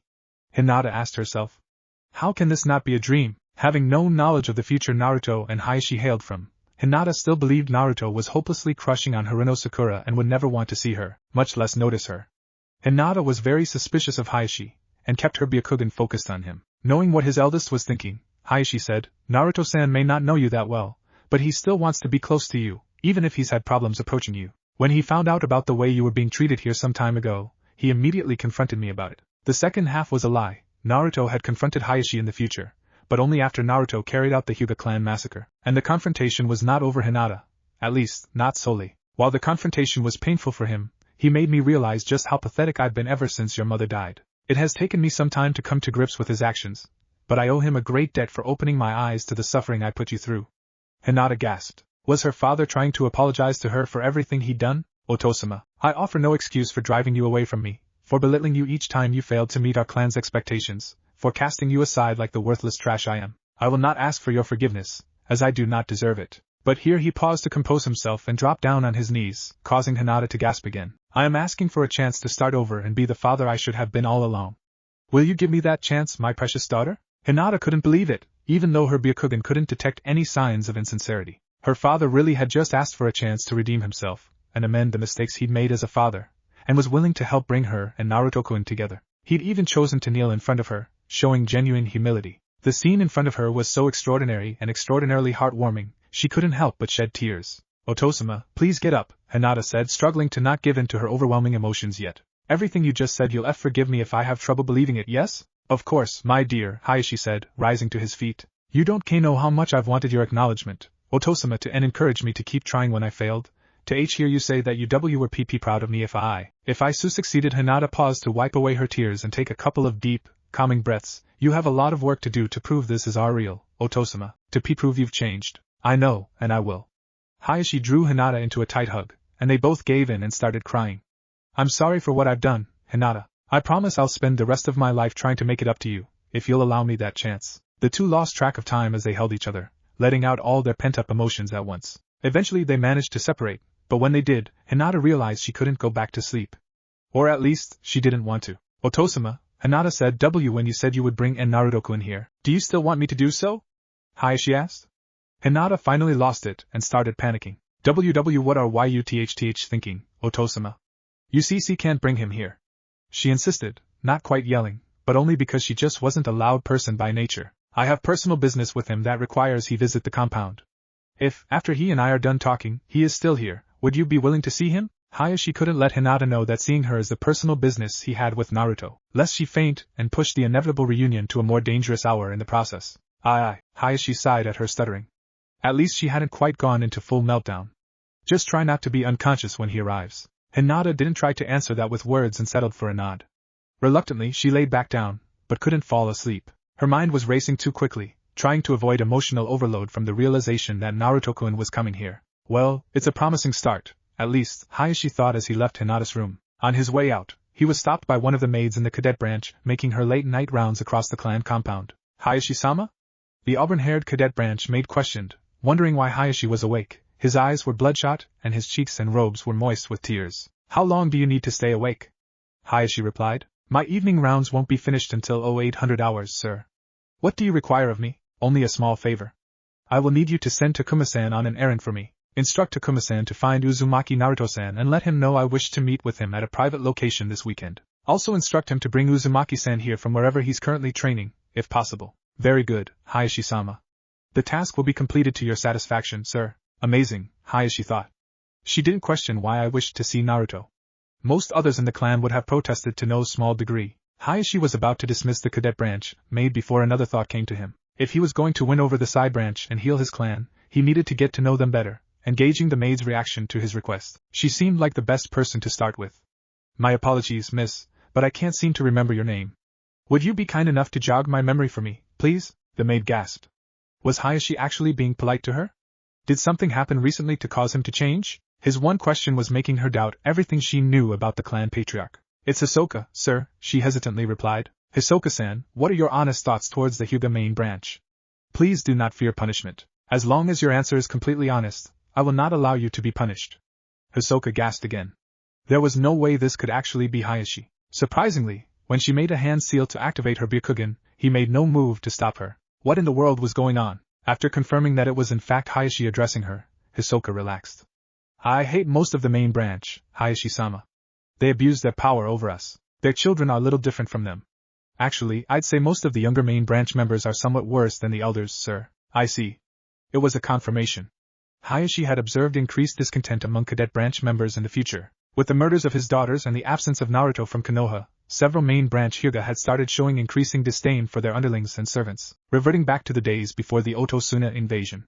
It was a total disaster.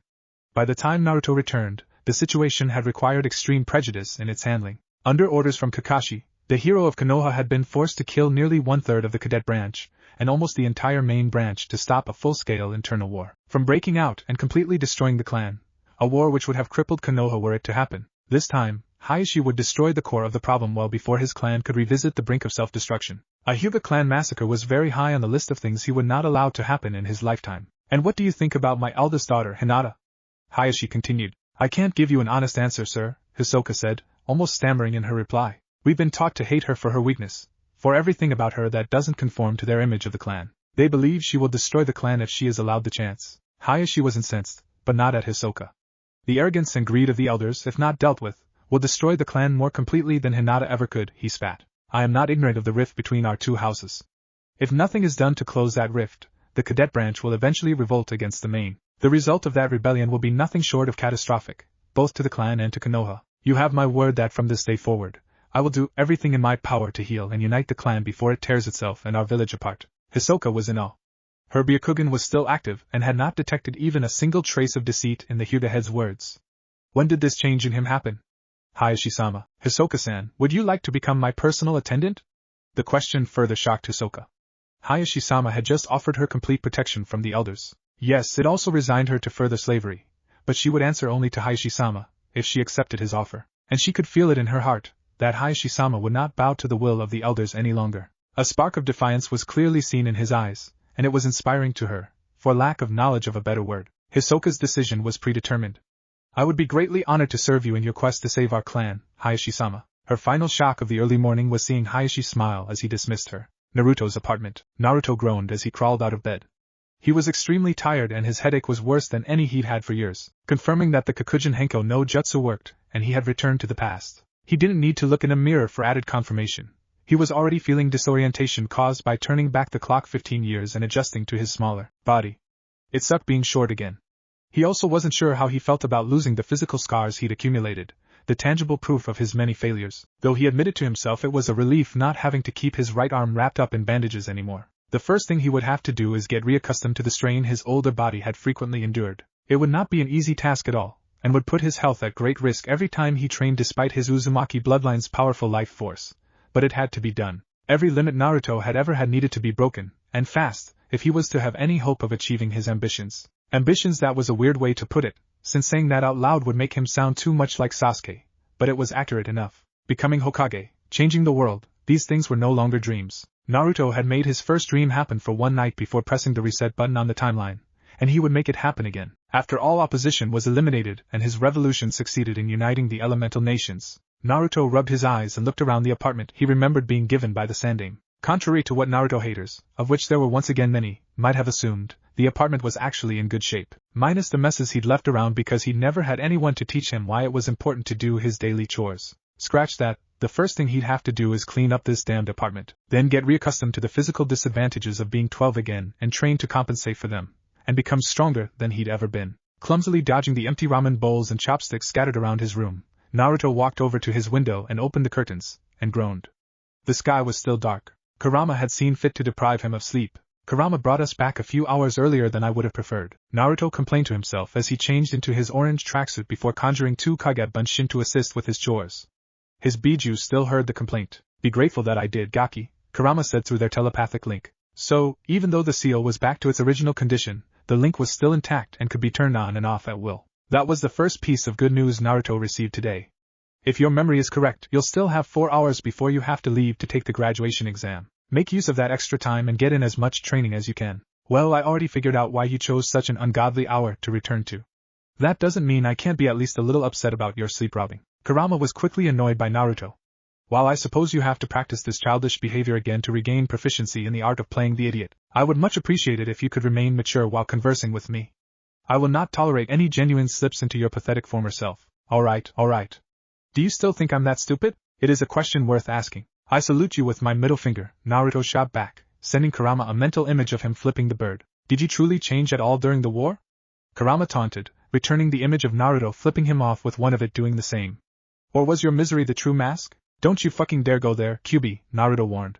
The dangerous tone in Naruto's voice actually made Kurama shiver in fear and think twice about egging on its container. Noted. In the meantime, I suggest hightailing it to Training Ground 26, the farthest ground from Konoha and the only one that is used less often than the Forest of Death. I estimate that you'll have to use 200 Kage Bunshin to practice chakra control and get it to an adequate level to compensate for the loss of your 6 paths chakra and the current status of my seal. I would prefer it if you could actually perform the Bunshin no Jutsu correctly this time around. How much would that change? Naruto wondered as his clones finished picking up the dirty dishes and laundry and moved on to making the bed. Cleaning up was turning out to be much easier than he first thought. If I actually passed the test, Mizuki might not try to trick me into stealing the scroll of forbidden seals again, and I wouldn't have a reasonable explanation for how I can perform Kage Bunshin no Jutsu. If that happens, have Kakashi vouch for you, once Ino restores his memories. Also make sure that he utilizes the memory transfer aspect of Kage Bunshin in his own training this time around. I suppose that might work.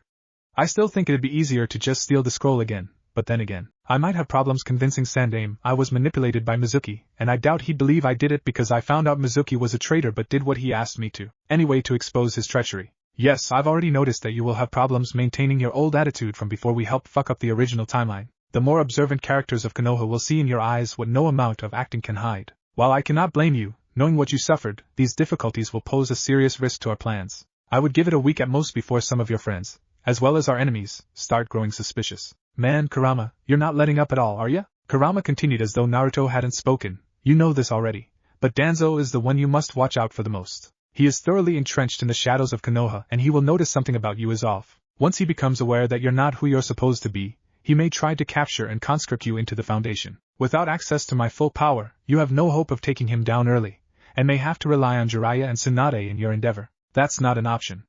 Unless we can prove them innocent, we have to assume that Erosenin and Tsunade Bakon are guilty. Naruto looked around his bedroom to make sure he and his clones had cleaned up everything.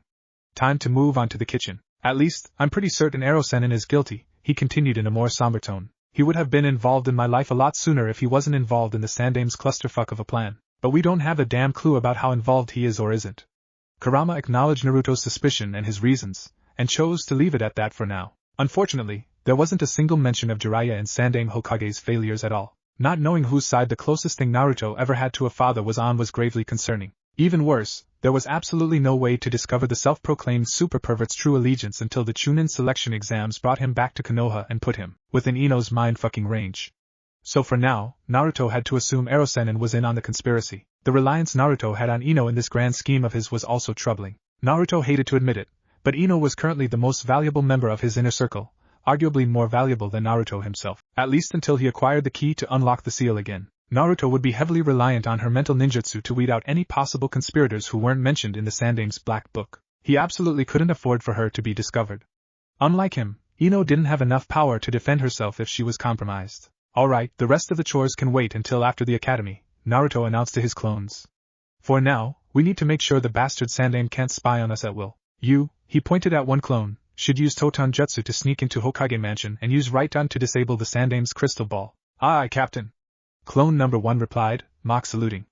The original rolled his eyes as his clone vanished from both his sight and sensory range before opening the front door and leaving towards his destination. Right then, Naruto noticed he had a major problem. His sensory abilities had greatly diminished with the loss of Sage Mode and negative emotion sensing. Knowing that he had lost most of his sensing, if he couldn't detect his own clone, how would he be able to accurately judge their stealth ability and make sure no one else could detect them? And you, Naruto addressed the other clone, I need you to go to Sakura Nekin's place and get about 2 weeks worth of soldier pills and sealing supplies with her. I'm gonna send another clone to Suna and try to befriend Gaara before the Chunin exams begin. And trust me, Sakura's awake. Iner will make sure of it. Good luck with that. Clone number 2 said, closing the apartment door behind him. Naruto sighed. He made a mental note to create a Fuin Kekai, sealing barrier, that would keep unwanted visitors out later. Impressive foresight, Kurama commented after the second clone left to carry out his task. Why thank you, Kurama, Naruto replied, sending his partner-turned-prisoner an image of a mock bow. Now how do we deal with Niji before the Chunin exams? Kurama's face met the sewer floor in a loud crash. The overgrown Kitsune was utterly stupefied. Why in the 9 circles of hell are you asking me that? I don't have negative emotion sensing anymore. I can't know if it's possible to get rid of his hatred towards Hinata without a fight, and I'd really rather not risk any of the Hyuga aside from Hayashi-sama and Hinata finding out I'm stronger than I'm supposed to be. Also, if I somehow get lured into a close quarters or taijutsu-only match against him before I've rebuilt myself, I'm probably screwed, even with your chakra negating most of his juken. Kurama conceded the point, but added, there are other ways to crush Niji's arrogance, and free him of his hatred and wretched enslavement to fate. But you are right to have this concern. Your infamous way with words won't work on him on its own, so you will need some show of force to back it up. He is similar to Uzumaki Nagato and Uchiha Obito in that regard. Naruto nodded. He already agreed it would come to a fight before he could convince the leaders of Akatsuki to change their ways again. He really didn't want that to hold true for Hyuga Niji as well. Looks like it's time to get to training, Naruto said aloud. Maybe it'll help me sleep better tonight. Kurama snickered at its jailer's misfortune. It couldn't help but deliver a parting shot after hearing that. Oh, and Naruto? Yes, Kurama? You really should be more grateful that I kept you awake. You would have revisited that nightmare again if I'd let you sleep. Naruto shivered after hearing that last remark. He had no will to ever experience the nightmare Kurama was talking about again. Haruno residence. Haruno Sakura was furious with herself.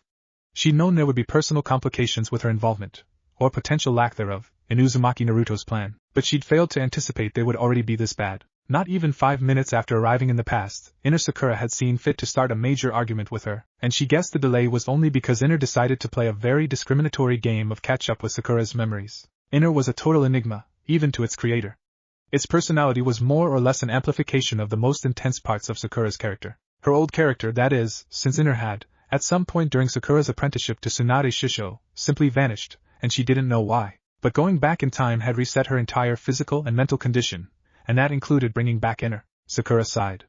Iner might have been a fascinating construct to study, if not for the fact she was the one stuck with it. Nonetheless, there were 3 very important questions about Iner which needed to be answered quickly. 1. Just what the hell was her inner persona? 2. When and how did it disappear the first time?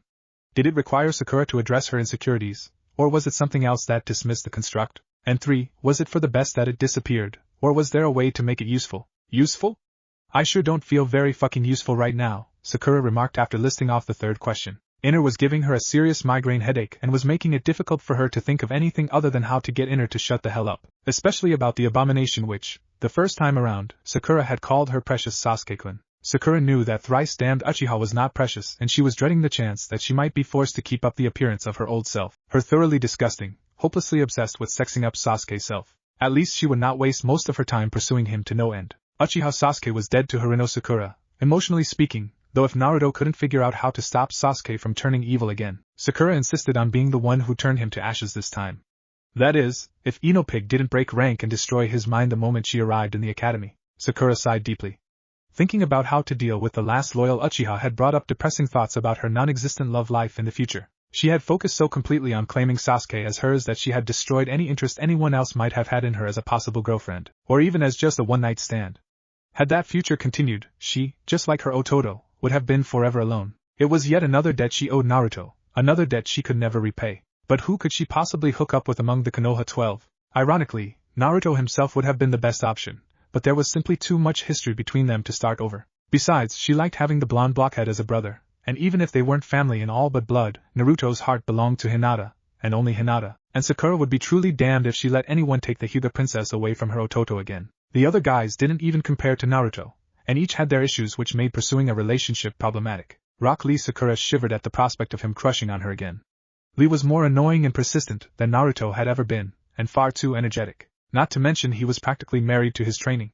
How the hell Tenten got him to settle down was something even Enopig couldn't figure out, and Ino was married to the only man in their age group who was an even bigger piece of work. Sakura would have to shoot Lee down completely, quickly, before his obsession got out of hand. Choji? Sakura wasn't superficial anymore, but the Akimichi deserved someone better than her. Shikamaru? Wrong answer again. The lazy genius belonged to Temari, period. Kiba? Far too brash, wild and arrogant, plus Sakura had entertained the idea he might be gay or at least have bisexual inclinations, thanks to the alpha mentality of his mother and sister. Shino? Already married as well, and it would not surprise Sakura if Shino's marriage had been arranged while he was still in the academy. And Niji? He was more or less a combination of several of the worst traits of Kiba and Shino, and besides, Hayashi-sama wouldn't approve of her starting a courtship with his nephew despite her value as a medic. Hayashi would likely try to get Karen into the Hyuga clan through Niji, if an opportunity presented itself quickly enough. Sakura sighed. She would have to look outside of Konoha's walls to find love, or you could impress Sasuke-kun with the skills you learned in the future, Ina said. Sakura decked her over that. For the last fucking time, bitch, I am not going to pursue Uchiha-san anymore. Sakura yelled with fury. She was about to start ripping her hair out. Now be a good figment of my imagination and shut up. Shinaro, why? He hasn't done any of those things. Keyword you deliberately forgot to add is yet, inner, and the fact remains, no matter how much you want to deny it, he did do them once before. I'm not about to forgive him, not now, not ever. And have you seen the memories of the war yet, or are you deliberately choosing to ignore all the worst moments of our pathetic life? If you haven't, I suggest looking at the one where he stabbed me in the heart inside a genjutsu. Remarkably, that actually got Inner to shut up and think about what Sakura just said. The dominant persona had been acting far out of character, and Inner hadn't cared why that was so. It just wanted to rectify the issue it perceived. But like the old Sakura, Inner was almost incapable of recognizing that it was the one in need of an attitude adjustment. Sakura, for her part, was even more disgusted with her old self after bringing up the memory of the genjutsu. Whatever bonds she and Sasuke shared in that future, he'd thoroughly broken them all. She could never even look at him again unless forced to. Having inner problems, Nekin? A muffled but familiar voice said from outside Sakura's bedroom window, tearing her away from her reverie. Sakura lifted up her window to reveal her favorite blonde. What are you doing here, Naruto Baka? Sakura hissed, pulling her blankets over her to hide her pink pajamas. The boss needs your help. Of course it had to be a Kage Bunshin. But Sakura knew it had to be important for Naruto to send a Kage Bunshin her way at this hour. He needs soldier pills and sealing supplies, and no, it can't wait. He can't send another clone to Suna once he passes the exams today, so Sakura knew now it was about Gaara. Yep, that was very important indeed. Alright, hold on for a few while I get dressed. Naruto's clone nodded and turned around while Sakura closed the window and her curtain. Another advantage to having the resident knucklehead as her surrogate brother.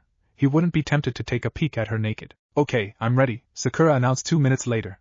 She opened her window and climbed out, donning her favorite red chipao dress along with dark green shorts and black sandals. I do know of one place that's still open this late, but it normally only caters to upper-class or wealthy civilian families unless the customer has an unusual mission. And your parents are allowed to shop there, right? Would I mention the place if they weren't, Baka? The clone rolled his eyes at the insult. He knew Sakura Nekin only said it out of habit, and it was her main way of showing affection towards her Ototo, but he wished she didn't have to stay in character so much. Well, what are we waiting for, Sakura Nekin?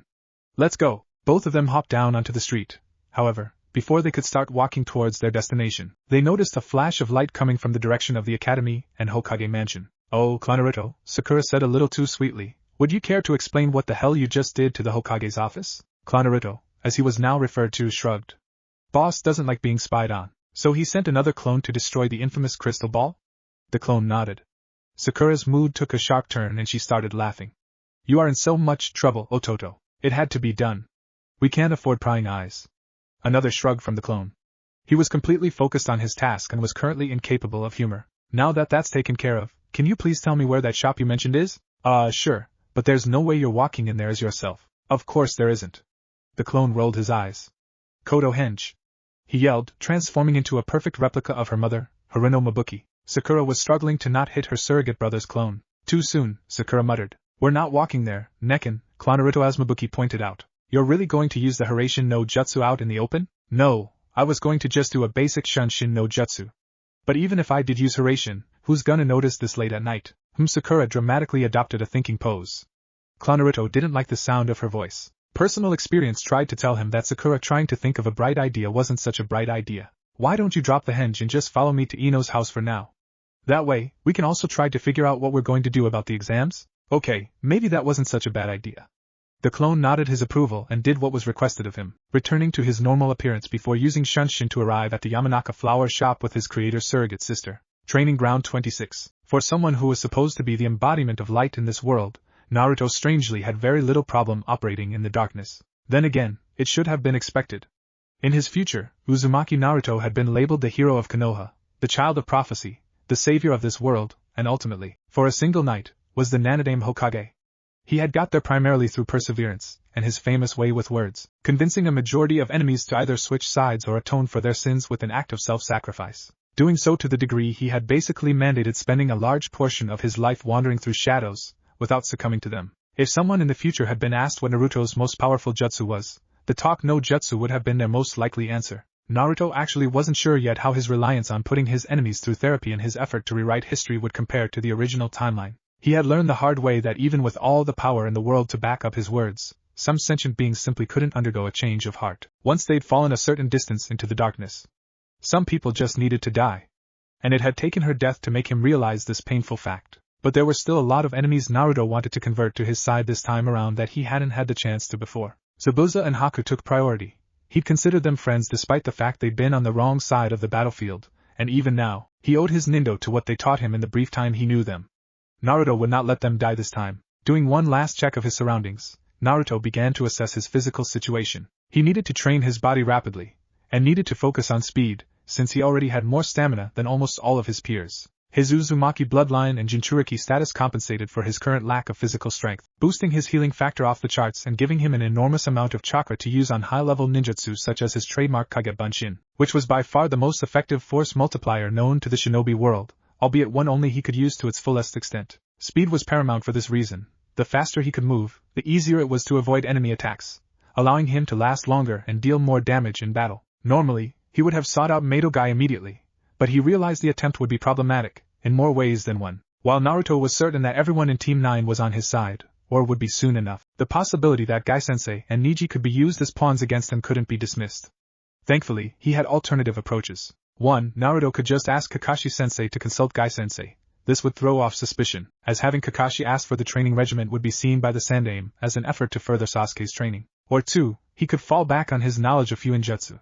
Naruto knew how to make gravity seals and had also figured out how to apply them to opponents in the middle of combat. And Naruto would be the first to tell you that putting your enemies under the strain of 20 times Earth's normal gravity was not a pretty way for them to die. Naruto hopped off that train of thought quickly. He was here for chakra control, not bodybuilding or killing people. He tried forming a Rasengan in his right hand, only to find he couldn't get it to stabilize. Naruto cursed under his breath, then tried again, this time using his left hand to help mold and shape the chakra. And again, it wouldn't form correctly. Craptastic, Naruto muttered. I'm back to needing a damn clone for my dad's move, at least for now. He growled as he created 200 clones via a sealless Taju Kage Bunshin no Jutsu. Why the hell was he still able to do Kage Bunshin without hand seals, but reverted to needing a damned Kage Bunshin to stabilize the Rasengan? And had them start running up and down the nearest tree or on the river that flowed through the training grounds. Kurama wasn't kidding when he said I needed to re-establish adequate chakra control.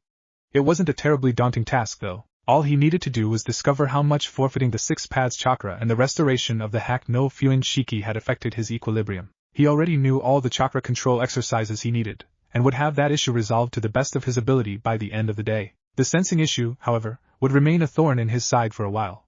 Without his 2 greatest detection tools, Naruto couldn't sense the onlooker who was closing in on him. From a rapidly decreasing distance, Hyuga Takuma was observing the blonde Uzumaki in the training grounds. His Byakugan, stronger than any other in the clan, allowed him the ability to see Naruto's chakra network and expenditures in exquisite detail even from several hundred meters away, and what he saw caused him to tremble as he continued his approach. Uzumaki Naruto was utilizing several of the advanced chakra control exercises only available after graduating from the academy and being accepted as a ninja, simultaneously, through an extraordinary number of Kage Bunshin. No Hyuga who ever lived had ever been able to make more than 2 Kage Bunshin, and even the Hokage was currently incapable of producing more than 10. But Naruto had spawned 200, and Takuma could tell that the exercises they were practicing were the only reason there were 200 and not 2,000. The exercises also proved to Takuma that Naruto knew about the memory transfer aspect of Kage Bunshin. Naruto had the ability to compress decades of training into a single month, and that alone was enough to raise Takuma's suspicions of the child. The exercises Naruto was spamming were even more astonishing than his capacity to create that many Kage Bunshin. One group of 20 was running up and down trees, a second group was sparring on top of the river, practicing a taijutsu style Takuma had never observed before. 2 more groups were harnessing Kaze, wind, and Kaminari, lightning chakra, and Takuma gasped when he saw this. A 5th group was busy trying to stabilize and perfect control over the Rasengan, a technique created by the Yondaime Hokage. Takuma knew right away this was not the same Naruto who was dead last in the academy. He knew Naruto did not possess any of the technique knowledge he currently displayed prior to this morning, and he knew there was no way the knowledge could have been granted to him. His eyes also ruled out the possibility of an imposter masquerading as Naruto. For now, though, he continued to observe. It was easily possible that he was mistaken to rule out one of those scenarios, aside from the imposter bit. No technique existed that could successfully clone a human, and even then, a biological Naruto clone used to replace Naruto would not have the hack no Fuin Shiki to make him indistinguishable from the original. Takuma observed a chakra expenditure that seemed to be pointless. Then, a few seconds later, he gasped again when Naruto revealed a kunai which appeared to have a seal formula carved into the blade, tossed it 50 meters away and then reappeared in a yellow flash at the kunai before it fell to the ground or made contact with anything else. Takuma was frozen at the sight. Naruto had just used the Haraishin no Jutsu. That settled it in his mind. Hyuga Takuma concluded that Uzumaki Naruto was a time traveler, and that meant there was no way to predict the things of which he might be capable, but hasn't yet revealed. As Takuma continued his approach, he noticed the original starting to twitch involuntarily. That wasn't a good sign. Naruto was starting to panic. While Takuma was confident he could defeat Naruto with his superior speed, despite the techniques he'd seen Naruto use, most Hyuga were consistently fast, which was required by their Juken. He would rather avoid a fight if he could. Also, Hayashi-sama would not be pleased if Uzumaki-san was brought to the compound injured. If you're about to go meet the boss, then make haste, but do it calmly, Naruto's voice rang out from behind Takuma. A second later, a Kage Bunshin shimmered into visibility. Takuma jumped out of his skin for a moment, realizing now what the seemingly pointless chakra expenditure had actually been. On top of everything Naruto had displayed, he could turn himself or any of his clones invisible and render them undetectable by most sensory abilities. Who the hell are you, Uzumaki Naruto? Oh, of course, Bunshin-san, Takuma stammered, his calm composure faltering. The formerly invisible Kage Bunshin dispelled and notified Naruto of Takuma's presence. Steeling himself, the Hyuga approached the Uzumaki, who was by now expecting him to come out into the open. My apologies for interrupting your training, Uzumaki-san, but Hayashi-sama has an important message for you, Takuma said. He didn't miss Naruto's sigh of relief accompanying a look of recognition. Now wasn't the time to wonder when and how he and Naruto met in the future. Takuma-san, Naruto addressed the elite Hyuga. I was worried you might be someone I'd have to kill. Takuma's left eye twitched. Naruto and the Hyuga clan were mortal enemies in the future? Should I be relieved to hear that? Make of it what you will. If Hayashi-sama trusts you, I guess I can try to as well. Though Naruto knew Takuma now knew what he was, he couldn't bring himself to mention that Takuma was one of the few Hyuga he'd maintained a friendship with in the future. Still, Naruto knew Takuma was trustworthy, and recognized that Hayashi's decision to send him here was made deliberately. I see. I was sent here to inform you that Hayashi-sama and his eldest daughter wish for you to join them at the compound as soon as you can arrive there. Naruto easily saw the lie in that message. He knew Hinata would never actually make that request in her current mental state. Hayashi-sama also requests to set up a second meeting with you later this weekend. Still, Naruto wasn't sure how to react to the message Hayashi delivered through Takuma. He planned on putting off seeing Hinata as long as possible. Truth be told, he was deathly afraid of approaching her, due to all the regrets he'd accumulated in the future after her demise. Part of him was fervently arguing against the plan he decided on before traveling back in time, using all of his pent-up sorrow to create a new barrier between him and his love. That part of him also told him it would be safer for her if he kept his distance.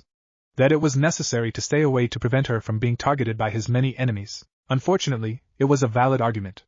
Naruto knew exactly who his enemies and most of his potential enemies were this time, and they were far more numerous than they had been. The first go-round, since he was going to be opposing the Sandame's regime along with the daimyo's, he wouldn't be able to completely conceal his changes in behavior, and didn't have a particularly strong desire to do so anyway. Sooner or later, Naruto's enemies would act on their suspicions, and the Uzumaki was betting on sooner. But then how would Naruto be able to ensure Hinata was protected, if he couldn't be by her side? Who could he trust to keep her safe, if his power wasn't great enough to do so himself? And how would he help her become as strong as she needed to be to survive the coming storm, if he could not be her anchor? The part of Naruto that was questioning his resolve could not provide satisfactory answers to those questions. I'll leave in 1 hour, Takuma-san, Naruto said. In the meantime, could I ask you to help me practice my taijutsu? I've had a few problems with a style I came across a while back and I want to work out all the kinks before my exams start. Takuma shook his head. Hayashi-sama insists you come with me immediately. But I can leave one Kage Bunshin of my own behind to help out your small army of them, if you'd like. I guess that works. Just let me dispel all of these clones to recover their chakra and make a new one to take over with the exercises. It'll be easier that way in case something else happens. Naruto would only remember why that was a bad idea right after the mass of clones poofed out of existence. The strain hit him much harder than it had back when he'd first been overcome by the side effects of memory transfer during his wind manipulation training. But he did manage to make the solitary new clone before passing out. Takuma chuckled as he bent down to pick up the unconscious Naruto. How long will Uzumaki-san be out of it? Not that long, the clone replied. I don't think my prisoner will appreciate the boss taking a snooze on the job. It slightly unnerved Takuma that Naruto's clone had referred to the Kyuubi so casually around him, but he nodded as though the words had no effect. Once I deliver Uzumaki-san to Hayashi-sama, he won't have any other choice but to sleep, Takuma didn't say. Returning to the compound. The current advantage to nighttime for Takuma was that very few people in Konoha were awake, thus he wasn't able to catch flack from civilians for carrying an unconscious Naruto on his back. Well, it's not like it would have fazed him either way, but the Hyuga did have a certain image to uphold, at least for the time being. Hisoka's message to him, passing along Hayashi's orders, hinted at a potential major change in the clan. After all, what reason could Hayashi-sama have for wanting to speak with the Uzumaki boy? Why would any Hyuga, sans Hinata-sama of course, want to associate with Konoha's social pariah? Takuma did not question these things aloud. Doing so would have risked incurring Hayashi-sama's wrath, even though he held no ill will towards the Uzumaki. But the order given to him by the clan head was profoundly out of character. Takuma arrived at the front gates of his clan's compound. The guards on duty glared at him for a second, but froze up due to a blast of killing intent directed at them from the least likely source. I see Uzumaki-san's tenon has pushed him a little too far this morning, Hayashi observed, focusing his gaze on the unconscious blonde on Takuma's back. His current state is probably your fault too, Hayashi-sama, Takuma said. He was panicking at first when he sensed that I located him. The boy is not what he seems. It was not a question. Takuma replied as though it were. I saw him make 200 Kage Bunshin at once, and utilize them in his training with great efficiency, sir. I also observed with my Byakugan that he probably could have made 2,000 if he'd wanted. Uzumaki-san's potential exceeds that of everyone else in Konoha, without question. May the kami show pity on anyone who incurs his wrath. You have no idea how right you are, Hayashi didn't say. His musing was cut short by a groan coming from the boy who they were talking about. Remind me to never dispel that many clones at once again, Naruto groaned as he hopped off Takuma's back and rubbed his temples. My head feels like I drank a small lake's worth of sake. I cannot sympathize with you there, Naruto-san, Hayashi said. However, if you're capable of following me at this time, I can offer you the best remedy the kami will ever allow a mere mortal to receive. You do realize that sounded like a very poorly worded request for me to marry Hinata, Naruto remarked. Hayashi, Takuma and even the guards chuckled at that one. Indeed. But you do not appear to be opposed to that possibility. Now follow me. I cannot allow those who are awake at this hour to get the wrong idea by seeing you alone inside the compound. Naruto nodded, but stopped briefly, eyes widening. His first clone had apparently discovered a very interesting piece of information prior to dispelling. Is something wrong, Naruto-san? Hayashi queried. I don't know. It's possible. But I don't think your concerns are warranted. Hayashi frowned at Naruto's slip into Hokage mode. That was the last thing his compatriot needed to do in an area with hundreds of pairs of prying eyes, especially when said eyes had the reputation of being all-seeing. Even if none of those eyes were able to focus their gaze on him at the moment. At least try to act a little more like your old self, the clan patriarch advised the social pariah. We've all become jaded, Naruto-san, but you must maintain your facade while not in a secure location, at least for the next 6 months. That's the minimum length of time we'll require to save Konoha from the sins of the generation in power. Naruto scoffed. I find it hilarious in an awful way that you're chastising my behavior and discussing the plan at the same time, considering where we are. I've already confirmed that aside from us, Takuma-san and the guards, the only souls awake are Hinata and a few of the cadet branch servants, and none of them are listening in on us. The compound is safe, if only for this morning. Hayashi shrugged. He was starting to grow weary of this conversation. It might take some time to secure a new meeting place. Perhaps it would be best to have Ino use her telepathy for future conferences. Agreed. Naruto paused. But 6 months may be way too long for us. If Kurama's right, Hayashi-sama, some of them will come after us within 1, maybe 2 weeks, no matter how well we conceal ourselves behind our masks. Hayashi knew the some of them Naruto was talking about was root. The best I can do is keep the target on my back. Were we dealing with any other threat, I would leave you lying in the dirt, and then criticize you for attempting to carry the burden alone. The very reason we are here discussing this together is because we cannot afford to stand alone. If we fail to maintain a united front, our plan will fail and we will end up creating an even worse future than the one we came from. The two spent the rest of their walk through the compound in silence. Naruto observed his surroundings with tempered fascination. He'd never been inside the compound, at least not before he nearly killed off the Hyuga clan, and then he hadn't been able to appreciate the interior design. It amazed him that a clan could adopt such a humble lifestyle and still suffer from almost unparalleled arrogance. We're here, Hayashi said, finally stopping on the 6th and top floor, which contained only a single room. It saddened them both to know the real reason why Hinata's bedroom was isolated from the rest of the main building. If you were any other man, Naruto-san, this would be the time when I would reveal the family sword and promise to make you suffer if you ever hurt my daughter or did something inappropriate with her. We've all suffered far too much already, Naruto said. I'd prefer we left it at that for now. Very well. If nothing occurs to disrupt my plans, I will see you again tomorrow.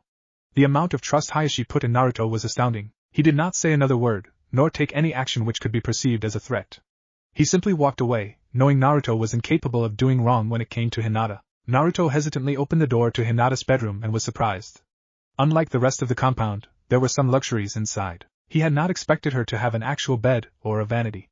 Was there some part of Hayashi that remained unbroken, some part of his heart that never hardened? Naruto-kun? The soft question from Hinata made Naruto's heart stop, and his composure almost completely shattered right then. There she was, waiting for him, just like her father said. Hinata took her time gazing into Naruto's eyes. She'd always been able to see the pain he tried concealing from the rest of the world, and had always wanted to do something to ease that pain and take it away. But her clan and family had left her broken after years of constant mental abuse. Fearing rejection, all Hinata could do was watch, and draw inspiration from his determination, in the hope that one day she could find the courage to talk to him, to earn his acknowledgement, and with it, have the strength to prove herself to him and to her family. But the pain in her Naruto-kun's eyes was far stronger than she'd ever seen. Stronger than it should have been. Naruto-kun looked like he'd been through hell and back, repeatedly. What could have caused him that much suffering? And now that he was here, could she free her hero from this pain? Hi, it's me, Hinata, Naruto said, his voice anguished and wavering. Can I sit down on your bed with you? Why yes, you may. Hinata was surprised at how quickly that came out, despite the stutter. It looked like her shyness would dial itself down a few notches for now, and that was a good thing. In the next 10 seconds, Naruto shocked Hinata twice.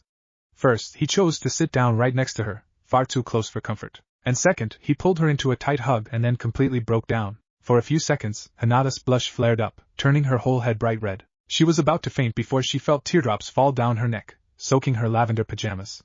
She gasped, her blush receding. Naruto was trembling, almost like he thought he'd lost her.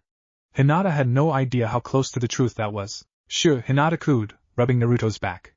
It's going to be okay now, Naruto-kun. I really hope so, Hinata, Naruto cried, gripping her more tightly. What happened? She didn't even question where this surge of confidence came from.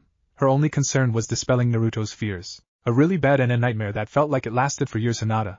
Please don't leave me, Hinata gasped again. Naruto's words were desperate, saturated with the fear of loss, specifically, of losing her. Did Naruto, perhaps, harbor hidden feelings for her too? I'm here, Naruto-kun. I'm not going anywhere. By now, she couldn't help but start crying too. PP promise? I promise. No more words were needed between them. Hinata locked her arms around Naruto and rocked herself backward, falling onto her bed, crying almost as much as Naruto now. Eventually, they managed to cry themselves to sleep, but neither one of them could ever let go of the other. In those moments, both of them knew in their hearts that they would always need each other, even if it would take them time to move past all fears and fully embrace this truth. Somewhere else in the compound, Hayashi turned off his Byakugan and smiled, his eyes moist with unshed tears. Everything was going according to plan for now. Chapter 4. Gambles. Outside the Yamanaka flower shop, with Naruto's clone and Sakura, 0417 hours. Do all of the clan-owned properties have ceiling barriers that prohibit people outside of the clan from using Shunshin? Naruto complained. He'd been abruptly stopped about 100 meters away from his destination, and it wasn't due to chakra-related issues. He was surprised by the level of security that seemed to be present here, especially since he'd taken Kabuto's criticisms of Konoha security to heart. Maybe his childhood pranks had had some effect on some of the major clans after all, but it was still absurd for him to run into a barrier that far away from a flower shop. I never cared enough to find out, Sakura said, walking through the alleyways with her Ototo's Kage Bunshin. But this is ridiculous. Inoichi-san must be very paranoid. Who can blame him? We're ninja, Nekken. We're all supposed to nurture a healthy growth of paranoia. But yes, this is ridiculous. It's like the clone trailed off, unable to think of a reason why Inoichi would go to these lengths. Well, he was overprotective of Ino when we were still kids. Kept calling her his little princess, and other adorable stuff. I can only assume there was a legitimate threat to her even back then. Most likely from someone formerly in their clan. Huh. That had totally slipped his mind. There weren't many clans in Konoha that hadn't exiled someone at least once in their history. The problem was he often couldn't identify the exiles since those clans also tended to strike the exile from every record that would prove they once existed. Also, Naruto still had a moral aversion to the very idea of throwing someone out of a family, which might explain why he didn't think of it before. It's definitely within the realm of possibility. If so, it may also be an advantage to us if he's already gone to these lengths for her. Agreed. Both surrogate family members let it be paused there for a few moments as they continued walking at a leisurely pace, absorbing the details of their surroundings. Konoha was unusually quiet at night. Well, at least this part of Konoha was. Having a nearby major clan whose members possessed the ability to destroy one's mind with ease would be a major deterrent to crime. The two wondered if the Yamanaka had taken up any major part of the role the Uchiha once had in policing Konoha. It pained Naruto to realize how limited his knowledge of the Yamanaka clan was. The civil war between Konoha and the Fire Capital nearly wiped out the Yamanaka clan. Worse, a lot of important scrolls related to clan policies had been destroyed in the war. With so many important records missing and with Ino being one of the only survivors, Naruto had not been able to gather an adequate amount of knowledge on Ino's clan during his Hokage training or therapy sessions. He acknowledged it as a significant chink in his plan to reform the world. But he would adapt, depending on what his inner circle's investigations discovered. I never encountered this problem, though, Sakura spoke up. My family was always welcome at Inoichi's place no matter what time it was, so my dad had no problems doing what you tried to do. You know, Nekken, I never once heard you talk about your parents. You also rejected me when I wanted to visit them after we escaped from the Gentetsu. Naruto, I think it was for the best that you didn't. They wouldn't have approved of you no matter what. At least, my dad wouldn't have. For some reason, that set off a red light in the clone's head. Why wouldn't he? What was his occupation? Sakura's head sunk in guilt, realizing with that question she neglected to tell her surrogate little brother something that could screw up the entire plan, but still unaware of why she had this aversion towards discussing her family. He's in the Umbu. Naruto's face contorted in anger. That was a major fucking complication Sakura just brought up. And why did you never tell me this until now? He demanded, roughly grabbing Sakura's wrist and bringing her to a stop. I didn't like my parents at all, damn it. Sakura yelled way too loud. Again, she struggled to rein herself in and not hit the clone. Neither one of them ever really talked with me about their lives. They were also very cold and strict, demanding the best from me and never praising me for my achievements. And they were distant a lot, and yes, Sakura? The clone's anger was only increasing, but he noticed something was very wrong with the boss's sister. It was simply not like her to abruptly stop. Then, she gripped her head and screamed, more loudly than he'd ever heard her scream before. Her face scrunched up and contorted into a look that was painful just to watch happen. What the hell is happening to you, Sakura? Get me to Ino now. Sakura gasped, struggling against whatever it was that was inflicting this pain on her. She had by now collapsed onto the ground, blood leaking out from her nose. Naruto was conflicted as he lifted her into his arms and started running double-time towards his destination. He couldn't take her to the hospital since that would raise unanswerable questions about why he and Sakura were awake and running through the village at that hour, and why Sakura looked like she was suffering a major stroke.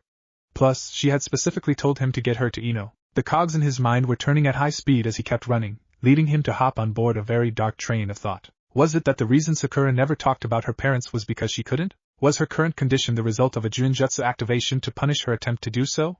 And if that was the case, were her parents allied with Danzo? The clone let out a string of curses that would have made Haiden and Tayuya blush as he barged into the flower shop, triggering an alarm. Less than 5 seconds later, he was faced with Ino's father, Yamanaka Inoichi, who wore a stern look on his face as he moved to confront the intruder. Give me one good reason why I shouldn't take you to the torture and interrogation department right now, Inoichi said. The clan head was in no mood to be toyed with. Naruto, noting the look on Inoichi's face, knew he had no choice but to make a gamble. Inoichi was proficient enough in the mental arts that he would know what was going on with Sakura as well as how to fix it. But that meant Inoichi would also see all of Sakura's memories of the future. If Inoichi was in on Hiruzen's conspiracy, or was simply too loyal to his Hokage to be swayed by the knowledge of the Sandame's betrayal of Naruto, it was game over for the time travelers. They would all have to attempt to flee Konoha and retake their home at a later date, if that was the case. My reason is right in my fucking arms. Naruto yelled. Sakura-chan is hurt really bad and she told me to get her to you right away. Why didn't you take her to the hospital? I think her parents may have used a Junjutsu on her. Inoichi's eyes widened. Naruto wouldn't know it yet, but Inoichi already knew everything that made this situation problematic. Follow me. We have to act quickly to disable the seal and minimize the damage to our friend. The clone did as instructed, dropping down through a trapdoor with the unconscious Sakura still in his arms. But noticed that Inoichi had said our friend, not your friend. Did that mean? Before you question that show I put on back there, Naruto-san, I already know about your plan. Oh shit, the clone thought. The time travel jutsu you used sent you back 15 years, correct? Inoichi continued. The clone hesitantly nodded, knowing he had no choice but to play along now that the boss and his inner circle were caught. I was reading my daughter's mind and was about to stop when a flood of memories entered, memories which could not be explained any other way. Why the hell were you doing that to Ino? Shouldn't you ask for permission first? Unfortunately, that is not how the Yamanaka clan works. If you're in my clan and want to keep a secret, your mental defenses have to be unbeatable and constantly active. The clone's eyes widened. And if she was asleep, her defenses would be completely down unless she's trained enough to maintain them at all times. Exactly.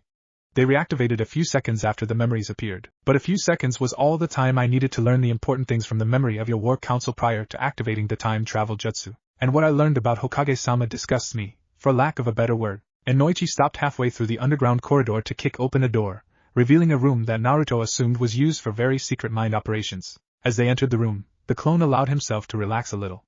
There was absolutely no doubt that the Yamanaka patriarch had just taken Naruto's side. It's probably treason for this room to be down here, you know, Naruto commented while carefully laying Sakura down on the operating table in the center of the room. If that's so, then the crime was not mine, Inoichi replied. It was furnished by someone we exiled from the clan, but if my suspicions are right, he joined up with Root either right after the banishment, or had been working for the Foundation before I banished him. Fu. His name is Fu, and he's distinguished by his orange hair. The only reason you even have this name is due to my personal observation of his training. He was a rarity among Yamanaka in that he had the ability to use Shintenshin to possess and control puppets, and could use them to bypass the risks of the standard Shintenshin. However, that ability was a product of his fascination with Juinjutsu, and was the reason for his fall from grace in the clan. Naruto's expression hardened. You were far too lenient when you chose to exile rather than execute him, Inoichi, he said, dropping the honorific to further the point that he was very displeased with the Yamanaka patriarch. Unfortunately, it's impossible for a Yamanaka to get away with murder. At the time, my clansmen hoped Root would give him an acceptable purpose, but now I know otherwise. Both Inoichi and the Naruto clone shrugged. Can you wait outside the room now? The clone shook his head. Even if you don't need my Fuinjutsu knowledge, you or Ino may need to use me as a chakra battery depending on how long it takes to fix Sakura-neken's mind. Inoichi blinked. Just how much chakra do you have, Naruto-san? More than most jonin in the village. And by the way, I'm a Kage Bunshin, and I was given about a fourth of the boss's maximum. Were it not for the urgency of the situation, Inoichi would have gawked at Naruto's statement, while he continued to set up the room for this mental procedure. And why isn't the original here? He wondered. At this hour? Are you kidding?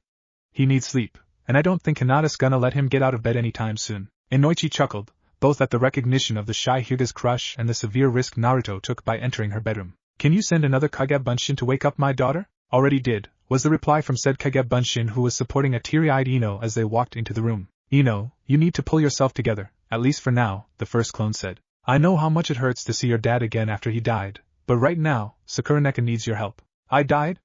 Inoichi managed not to ask. He'd only looked at the plan and hadn't the time to delve further into the despair that would have awaited him inside Ino's mind. That would certainly explain a lot. It's just so hard, Naruto-sama, Ino said. I know. Naruto-sama? Inoichi asked, not realizing he'd spoken aloud. Less talking, more fixing up forehead. Ino yelled. Inoichi nodded at that as the first clone commanded the second to transfer all his chakra into the father-daughter duo. They were going to need it, inside Sakura's mindscape, with Ino and Inoichi. And I thought Naruto's mind was the most fucked up out of all of us, Ino groaned as she focused on regaining her faculties. Watch your mouth, Ino-chan, Inoichi warned her. She was right though, Sakura's mind was fucked up. There were numerous shards of glass, representing recently shattered memories, levitating over a thick layer of pink haze covering the surface of the mindscape. Just what on earth happened to Sakura when she triggered the Juinjutsu? While Inoichi navigated through the desolate scenery, Ino was sorting through the shards, hands glowing with a green aura as she attempted to repair the shattered memories. The elder Yamanaka was in awe at the skill and determination his daughter was displaying. Had she surpassed him in the future? And if so, to what degree? It's so sad, Ino blurted out, unable to stop herself from starting a miniature rant. Even with 15 extra years of life experience, I still don't understand how someone can have this done to their own daughter. The world is full of monsters disguised under human skin, Inoichi pointed out, needlessly. Even we have problems pinpointing them before they can do the unthinkable. Because we'd be seen as abusing our power if we tried, right? Ino's father nodded. I have no such reservations anymore, Tozen. My only restraint is caution. Naruto-sama and I both know we have enemies in the village that remain hidden, and I'm not talking about the Foundation. We know Danzo's subversive faction can never be anything but an enemy of our new world order. To us, they are not hidden at all. What I refer to when I mention hidden enemies are strictly the enemies we can't yet identify. Until now, Kazashi and Mabuki were among that group. My main role in Naruto-sama's plan is to do what you won't do, Tozen, and weed out these threats before they can act. I see, Inoichi said. His daughter was absolutely correct in her accusations. He wouldn't go as far as she just said she would. It was a clear abuse of power, and the elder Yamanaka knew what happened to those who committed that offense. For Ino to outright state it was a necessary evil for the position she was in, would mean her future had degenerated into something he didn't want to imagine was possible. Already Inoichi dreaded the inevitable conversation in which his little princess would spill all the beans on his lap, about how he died, and about any and all future horrors which played their part in turning Ino into who she was now. And even then would he ever be able to reconcile the differences between the Ino of yesterday and the Ino of tomorrow? Abruptly, both members of the father-daughter duo were frozen in place by a wave of raw malice emanating from the core construct in Sakura's mindscape. Ino and Inoichi struggled to turn their heads to face the black obelisk that emerged next to them, but once they did, they recognized the seal patterns immediately. It was undoubtedly a creation of the banished Yamanaka. Who dares trespass in my mind? Inner Sakura yelled as her form emerged from the cursed construct. Oh, it's you, Ino Pig, she spat out with great disgust after recognizing the young Yamanaka. Let me guess, you're here to stop me from taking Sasuke-kun for myself. You've got some serious issues, bitch. Ino shot back. I can't believe you would go this far to hurt my best friend and ruin her life. How touching, Inner sarcastically commented. Poor little piggy is still caught up in her sad little delusions. The only one I see here who's deluded is you. Don't waste words on that abomination, Haim, Inoichi told Ino. While you were busy getting into a catfight, I noticed a major flaw in the Juinjutsu which created Inner Sakura that has resulted in the corruption of its primary directive. If you're going to do any talking, then do it with my fists, Ino finished. Very good, Tozen. I've been asking myself all morning just how long I'd have to wait to give someone a therapeutic ass-kicking. Inoichi's eyebrow twitched at his daughter's choice words. No, he definitely wasn't going to be able to reconcile the Ino of his kinder yesterdays with the Ino of the desolate tomorrows, at least not for a very long time. Big mistake. Inner Sakura yelled. Little pigs need to learn not to walk right into the slaughterhouse. In the span of a few seconds the construct grew to 10 times her original size and started her attack. So much for using my fists, Ino thought. Ah well, same principle still applies. Suetun, Suetun, she cried out, forming a ball of water in her outstretched palms and launching it at Inner. Mindscapes were truly a wonderful thing in that some of the physical rules of the outside world didn't apply. Accessing the necessary water supply was as simple as thinking about it, even if it wasn't her own mindscape she was fighting in. The water shield made contact with Inner's enlarged fist just in time to block the Okasho that would have done serious damage to her mind if it had connected. Ino, be careful. Inoichi called out. I'll be fine, Tozen. Just focus on dismantling that Juinjutsu. Ino's voice was shaky, however. She may have had more experience than her father, but she hadn't expected Inner Sakura to replicate Sakura's entire moveset so rapidly. It's a really good thing Naruto's clone gave us so much chakra before we performed the Shintenshin and is still around to monitor us and make sure things don't get really bad in here. I still need to end this as quickly as possible, but I can't use Shinbakushin no Jutsu against Inner Sakura without causing brain damage to Sakura. Gah, what the hell am I supposed to do to take that Inner bitch down? Either get out of my head or die. Inner screeched, unleashing a second Okasho right after Ino barely blocked the first one. This time, Ino was able to dodge, but the entire mindscape shook upon impact, causing her to wobble and nearly fall face first. A fatal mistake if she'd let that happen. Instinctively, Ino felt that Inner Sakura was causing more damage to Sakura's mind than Ino herself would if she used her Kinjutsu. The problem Ino faced was, everything Inner Sakura did could be reversed, whereas if Ino used her Kinjutsu for a quick finish, the damage would be permanent. She could not risk that. Come on, Ino, think! Kyokusoki, Zanzo! Ino cried out, this time using a hologram to dodge the third consecutive Okasho from Inner. Activating her ultimate technique gave her amazing clarity, boosting her ability to absorb and retain information and making it much easier to read her adversary's movements. And she was not impressed with Inner Sakura. Inner fought way too much like an untrained brawler like the old Naruto and Sakura once fought in the original timeline. Ino smirked. It was time to have a little bit of fun with this overgrown manifestation of Billboard Brow's worst traits. Of course, it didn't hurt that several of the techniques she'd used to infuriate and immobilize Inner were once taught to her by a certain Bormaste and BU member during the Haino Kuni Civil War. And Billboard Brow. Ino taunted. Ready to get slaughtered, little piglet? Inner yelled. The only one here who's going to the slaughterhouse is you and your overgrown forehead. Doton, Retsudo Tensho. Ino wasted no time in establishing dominance over the enemy construct. In the mindscape, techniques could be executed as fast as they came to mind, and with the memory recall technique active, it was very fast. Going through the 3 needed hand seals faster than humanly possible in the real world, Ino slammed her palms onto the ground, causing it to start rupturing. A few seconds later, the shaken ground started to spiral in on itself. Due to her monstrous size as well as her inferior will, Ino Sakura found herself unable to avoid the attack. Ino couldn't bury her completely, but for the moment, her feet were trapped, rendering her immobile. It was sufficient for her to execute the rest of her plan. Tozen, I'm going to need you to use a katon technique soon. Ino called out to Inoichi. I won't be able to fully immobilize Inner without your help. Don't you know any katon? Inoichi asked. No. Both me and Sakura have Doton and Suiton affinities, and any katon above a D rank isn't possible for either of us. Got it. Inoichi tensed up a bit. He himself wasn't particularly proficient with fire manipulation, but he did know one technique that could be applied here. From the look in Ino's eyes, he devised that she had trained alongside some of the same Umbu members he frequently worked with and had picked up most of her Doton techniques from them.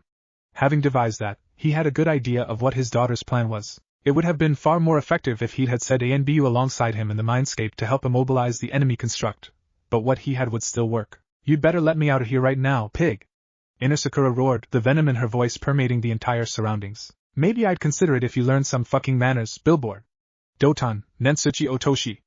Ino conjured an opening above the menacing figure of Inner. Continuing to exert her will over Sakura's mindscape, Ino was able to eliminate the charge period of the jutsu. Inner found herself completely soaked in a thick layer of mud, further hindering her movement.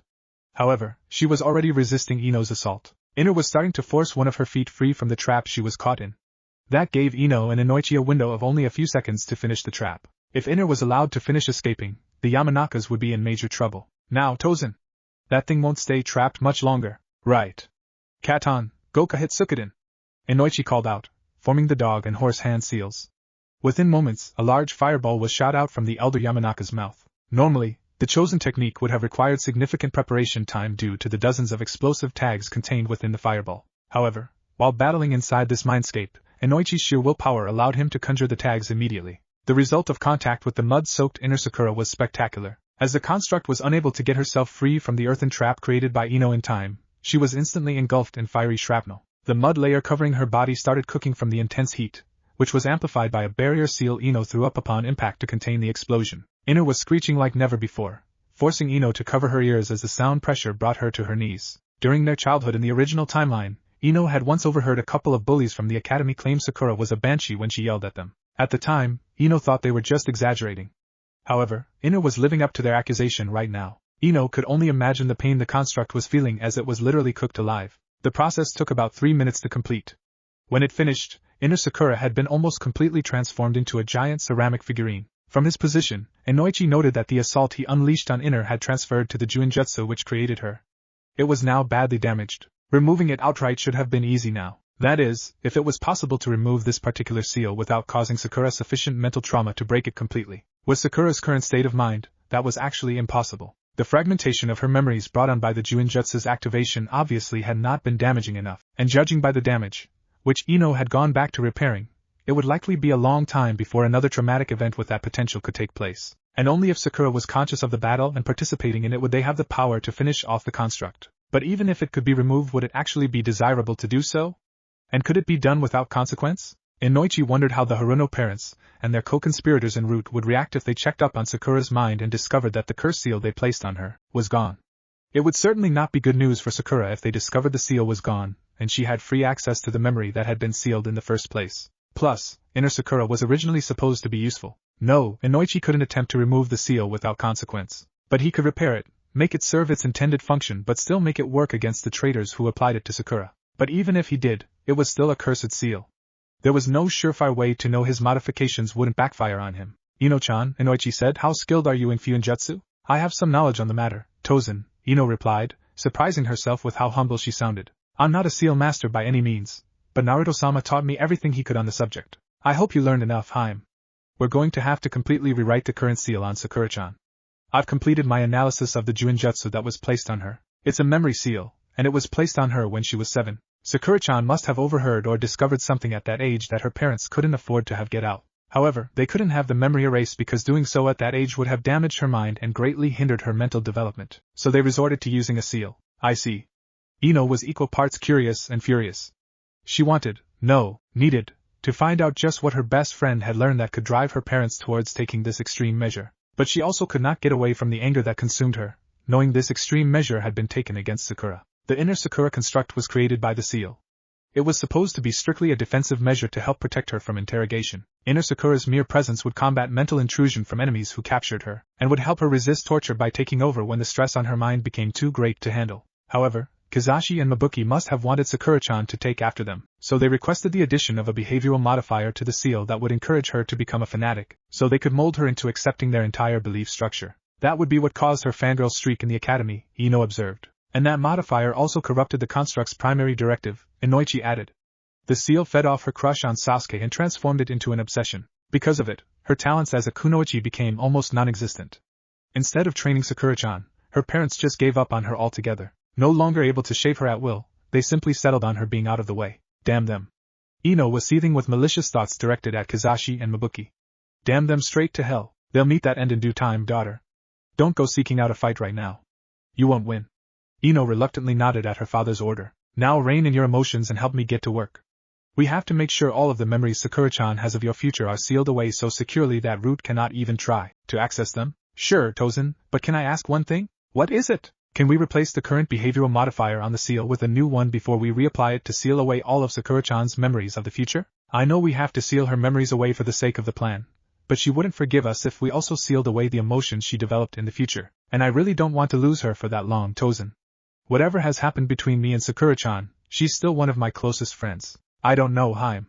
Are you skilled enough to apply it correctly? Ino hesitated for a few seconds, going over her memories of interrogating prisoners from the lightning capital captured when Kumo rose up against their country's daimyo. In 3 instances, she had been required to place a seal on the prisoners after retrieving their memories to seal those memories away. Each time she did, she'd been forced to design the seal to alter the prisoners' thought processes, restricting their ability to feel specific emotions. Ino hadn't liked it one bit, but recognized that it had been necessary. It also would not have been possible if Naruto had not been right there with her at Hozokujo, teaching her the intricacies of Fuinjutsu. Ino had only been deployed to assist Kumo that one time, but in the 8 weeks she'd spent assisting Godame Reikage Darui and his inner circle, she had taken full advantage of the opportunity to learn everything she could from them. Granted, the bulk of that time was spent with Naruto, advancing her knowledge in Fuinjutsu, but she'd managed to jumpstart her water manipulation training and learned a great deal on the subject with Darui personally supervising her training. During that time, Ino began to notice that she was absorbing and retaining information at an incredible rate. Later, she realized that she was beginning to develop a completely new technique.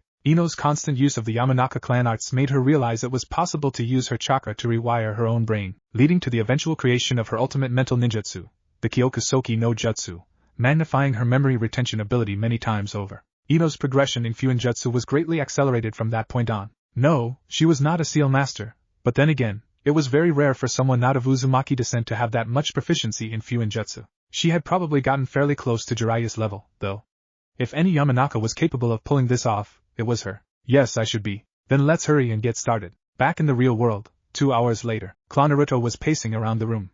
None of the others had shown any signs of waking up yet, causing him to grow frantic. Each time one of the Yamanakas twitched, it almost made him explode in panic. His creator had seen a Yamanaka die from the mental defenses of a person he'd used Shintenshin on, and the memory of that incident still gave Naruto an occasional nightmare. If the same thing happened to Ino or Inoichi, it would be a major blow to his psyche and to the plan. Each time they relaxed after twitching, the clone could not stop himself from letting out a sigh.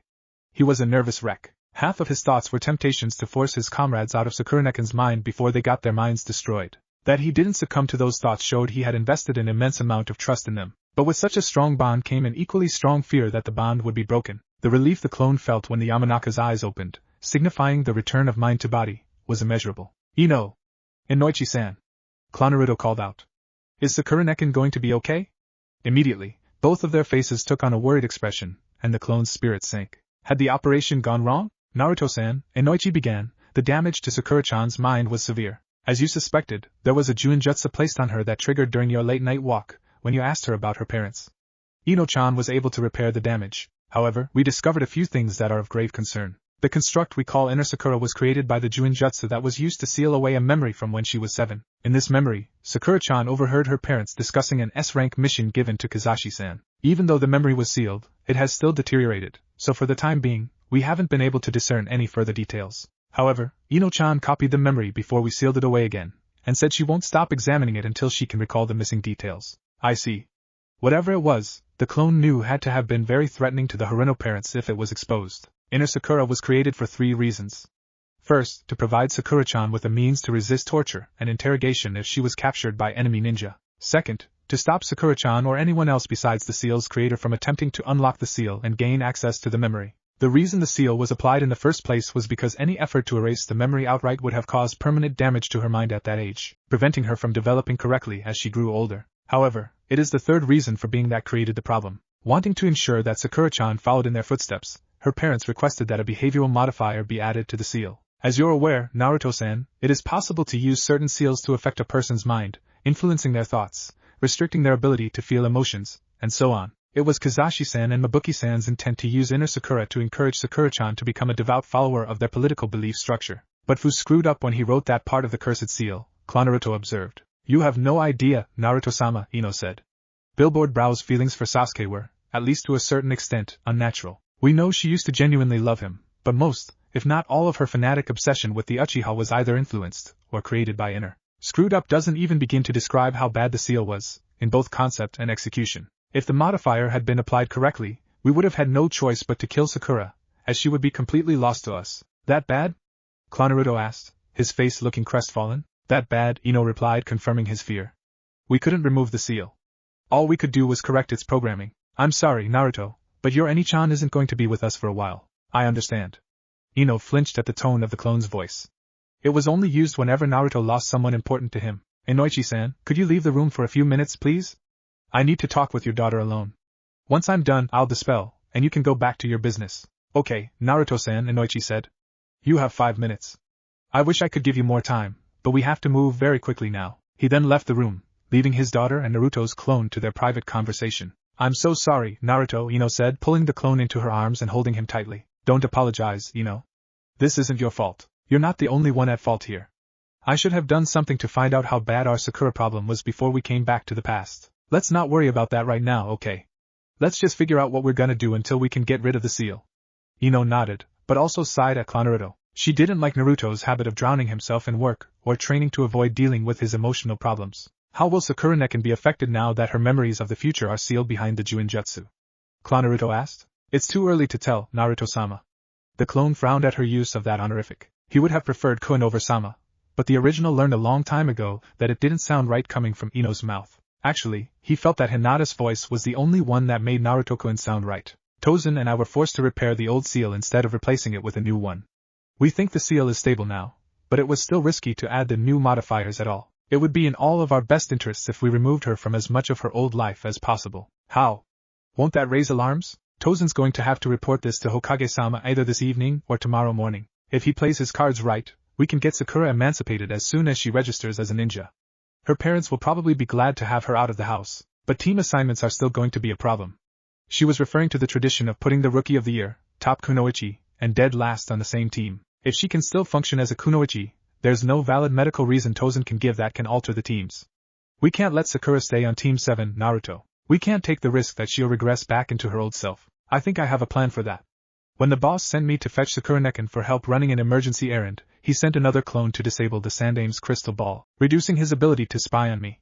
That clone did a little extra snooping around while he was in the office and found copies of all our report cards. Turns out, Hinata's a lot closer to being the top kunoichi than we thought. Oh, the problem is, even if Hinata gets a perfect score, Sakura Nekin would have to bomb the written portion of the test. Ino let her thoughts trail off.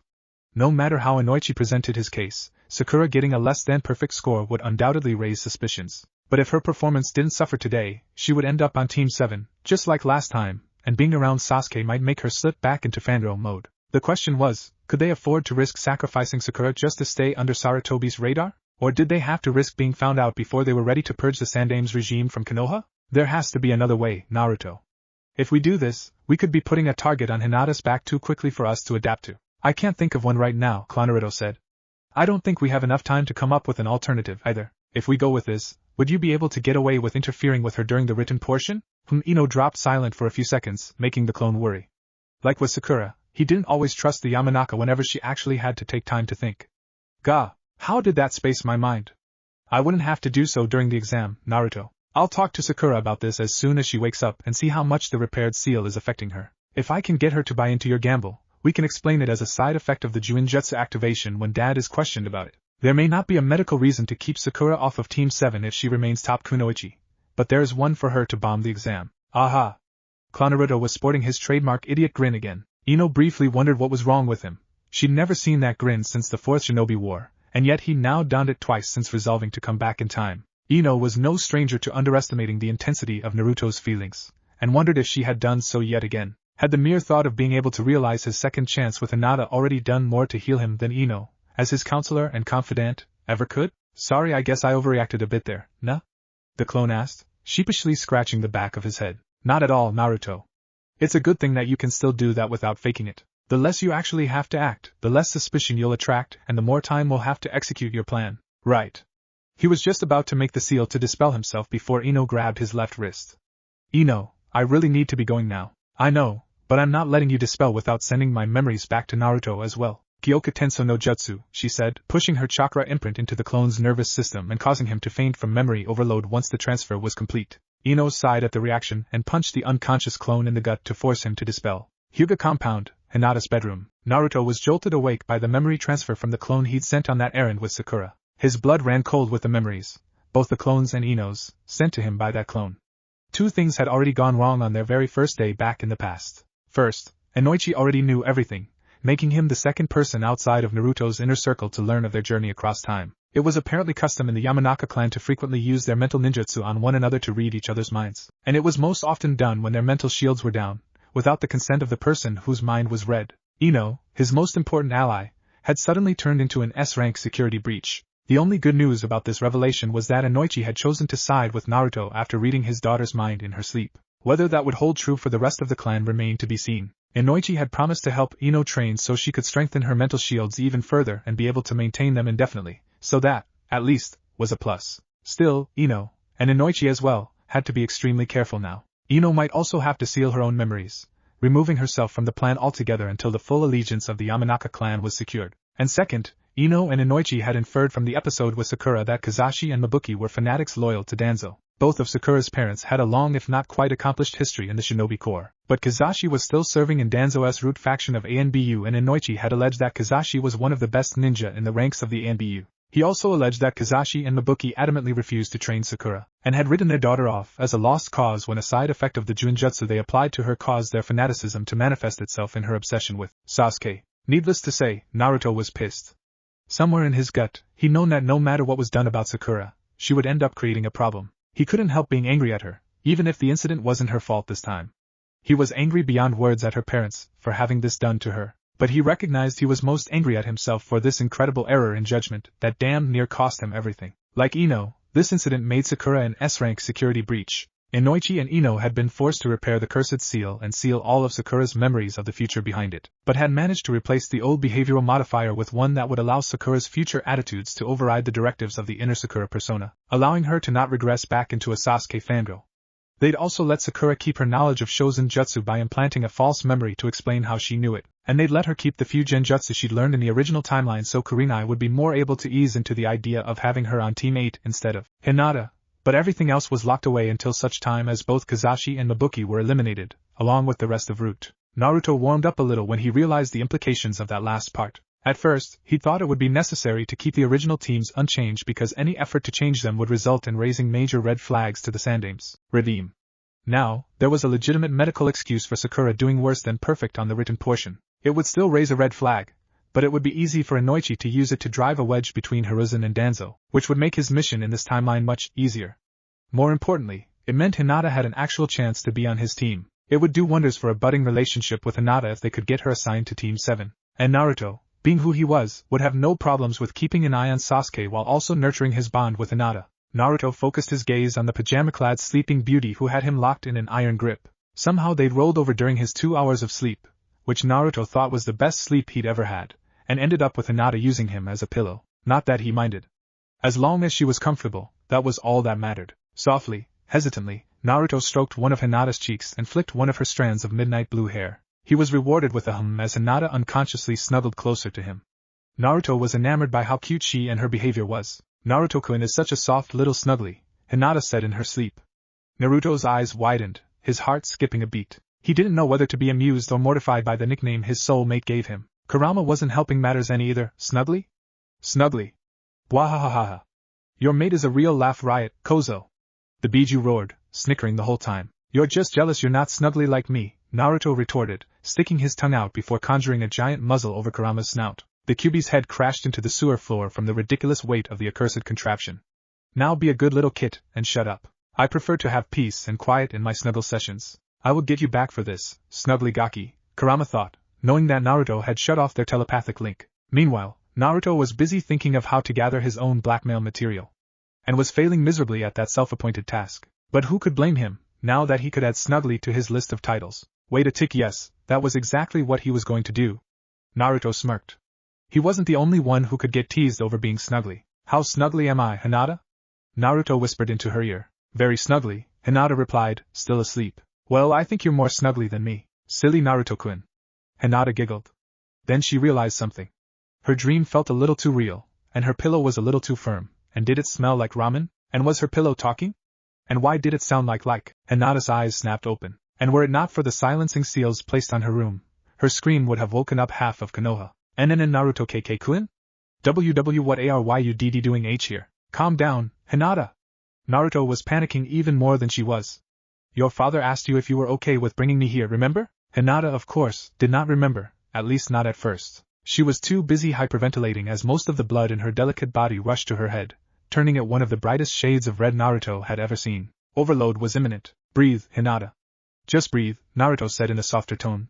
This time, she was able to listen and do as her crush asked. After about 10 deep breaths, Hinata's panicking stopped and her blush receded, though not completely. That's better. Now, do you remember what happened before we went to sleep together? I had the strangest dream, Hinata said. I dreamt that Otosama came in here and apologized to me for everything bad he did to me, and then she gulped. Naruto-kun was here, so it wasn't a dream, what was it? If it was, we're both dreaming, Naruto agreed. I'm sorry for breaking down on you like that, Hinata. I'm also sorry for scaring you so bad. Don't apologize, Naruto-kun. It isn't a bad thing to cry sometimes. What's really bad is if you keep it all bottled up inside. Naruto gently rested his right hand on Hinata's shoulder, earning a quiet gasp and a slight deepening of her blush.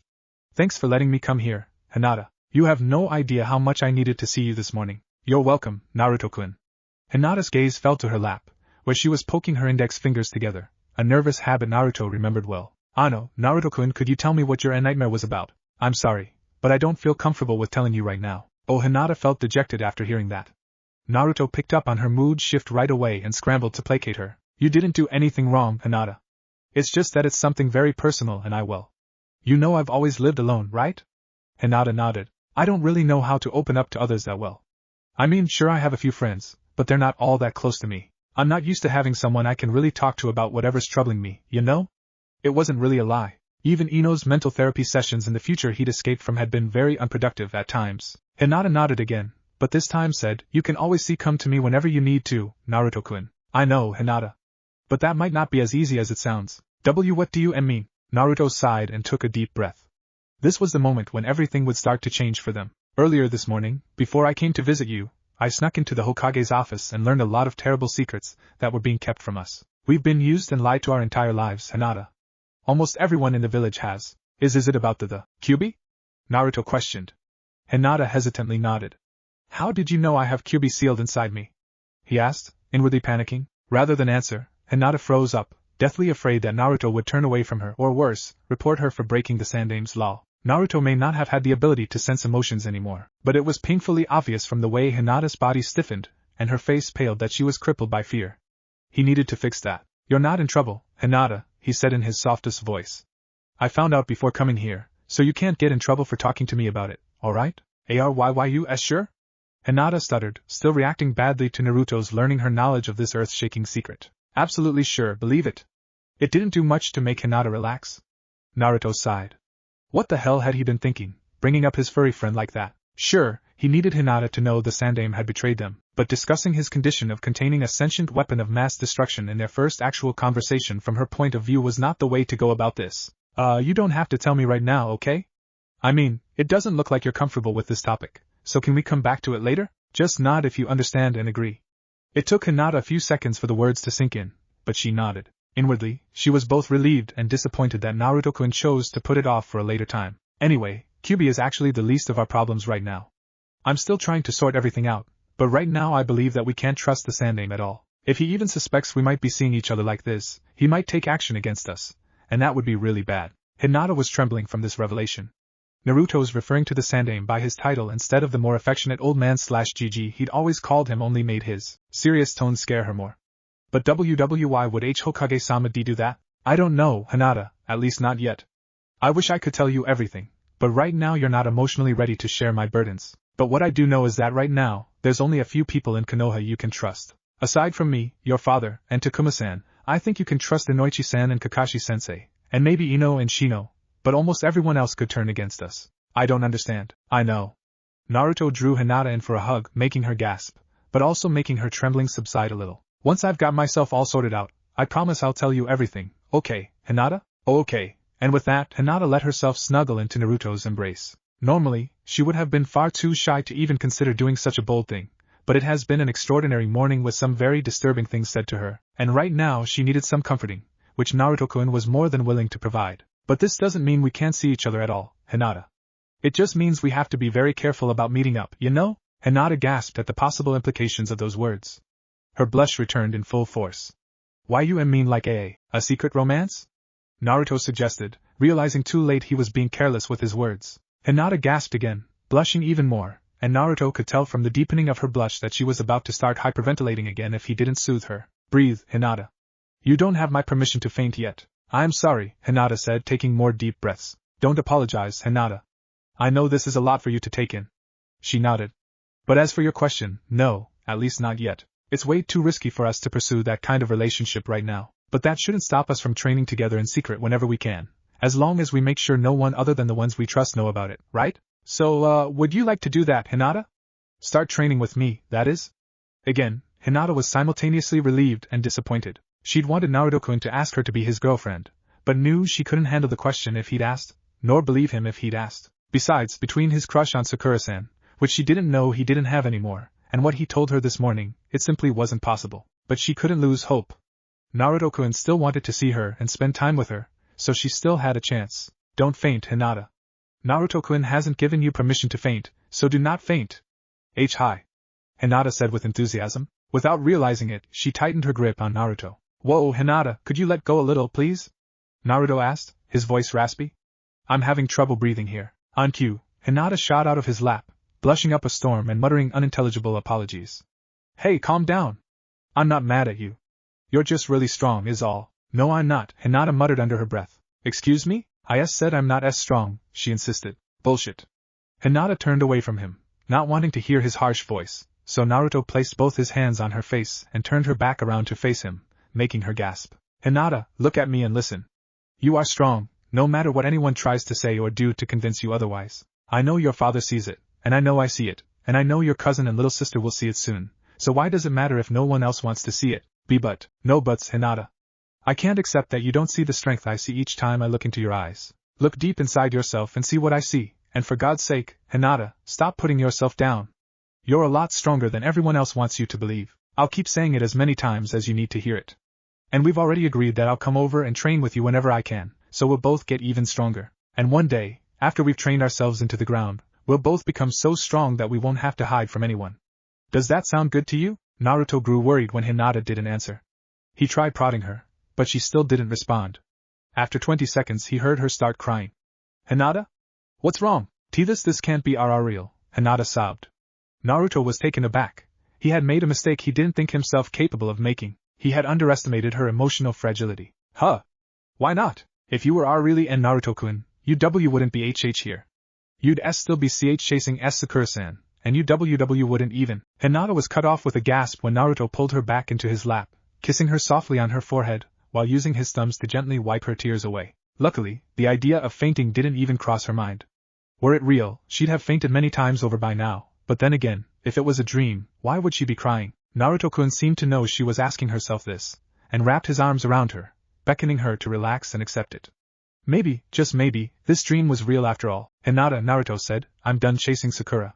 You're the only girl whose existence I want to acknowledge like that. I'll stay with you, and only you, for as long as you'll have me. That's my promise of a lifetime to you. With that, he had gone fully past the point of no return, and knowingly went against what he'd said about it being too dangerous for a relationship between them. He knew Hinata could easily interpret what he just promised as a marriage proposal, which was ironic considering the words she said to him prior to his entering the compound, and choose to reject him. And if she did, he didn't know what he would do with himself. But there wasn't a single ounce of his being that wasn't screaming out for Hinata to stay with him. He needed her, and he needed her to know how strong that need was. Naruto-kun, Hinata gasped. This was far too good to be real, and yet he'd used those words, and she knew from watching him all the time that once he promised something, he would do everything in his power to keep that promise. He hadn't said he loves her, but his words and comforting actions told her he felt something strong towards her, strong enough that he really was going to give her a chance, and find out if he could love her. Hinata felt the slight traces of uncertainty and doubt Naruto-kun couldn't quite conceal from his voice, which she interpreted to mean he wasn't fully sure of what he felt. Hinata didn't know this wasn't true, that he was hopelessly in love with her, but it was easier for her to come to this conclusion, because she wasn't confident enough in her own feelings to know for sure that what she felt for Naruto-kun was love. But with her Naruto-kun here to help and guide her, she knew she would be confident enough, one day. What once would have been the hardest thing to say suddenly became very easy for her.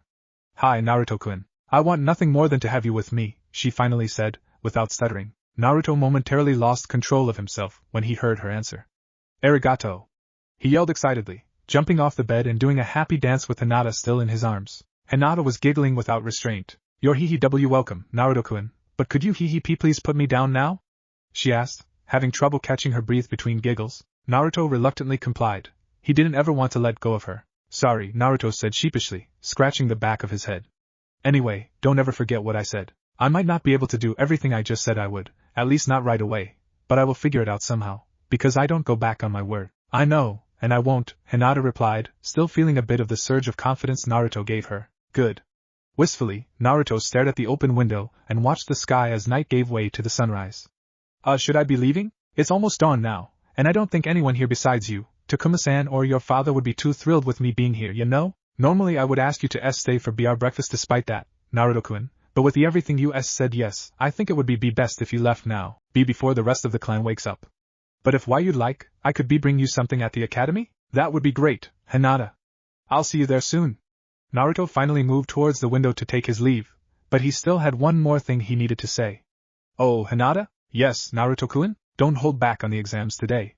I know how hard you've worked at the academy, but I also know you can do even better. I think it would help us out a lot if we ended up on the same team when we graduate from the academy, you know? It would make it a lot easier for us to train together if we didn't have to do it all in secret. And I really want to be on the same team as you, Hinata. Believe it, Naruto could say nothing more, as he'd stayed far too long. He turned himself invisible with the Totan Jutsu and jumped out Hinata's window. Hinata was thoroughly in shock. Even with the bad things Naruto-kun warned her about, today was officially the best day of her life. Naruto-kun had got Otosama to turn over a new leaf and mend the rift in their family. Then, he defied all authority in Konoha by coming to her in the dusk, albeit at Otosama's request, seeking her out for comfort, and to comfort her. And if that wasn't enough, he'd offered to help her train, and wanted her to be on his team when they graduated from the academy. He'd even promised to give up on Sakura and be with her instead. To top it all off, he'd kissed her. It was too much to take in. Hinata knew she should have been more suspicious of Naruto-kun, but she was simply too happy right now to care. All that mattered to Hinata at this moment in time was that her Naruto-kun had finally seen her, and was going to help her fight to make all of her dreams come true. Naruto-kun, I won't let you down was Hinata's last coherent thought as the bliss of the moment finally overwhelmed her, causing her to faint onto her bed. What if neglected Naruto take revenge on Sarutobi clan? And thanks for watching my video till the end. If you enjoyed this content, then do consider subscribing to my channel, and leave a like if you guys need the next part. Comment down, and thanks for watching the video, and see you guys in the next video.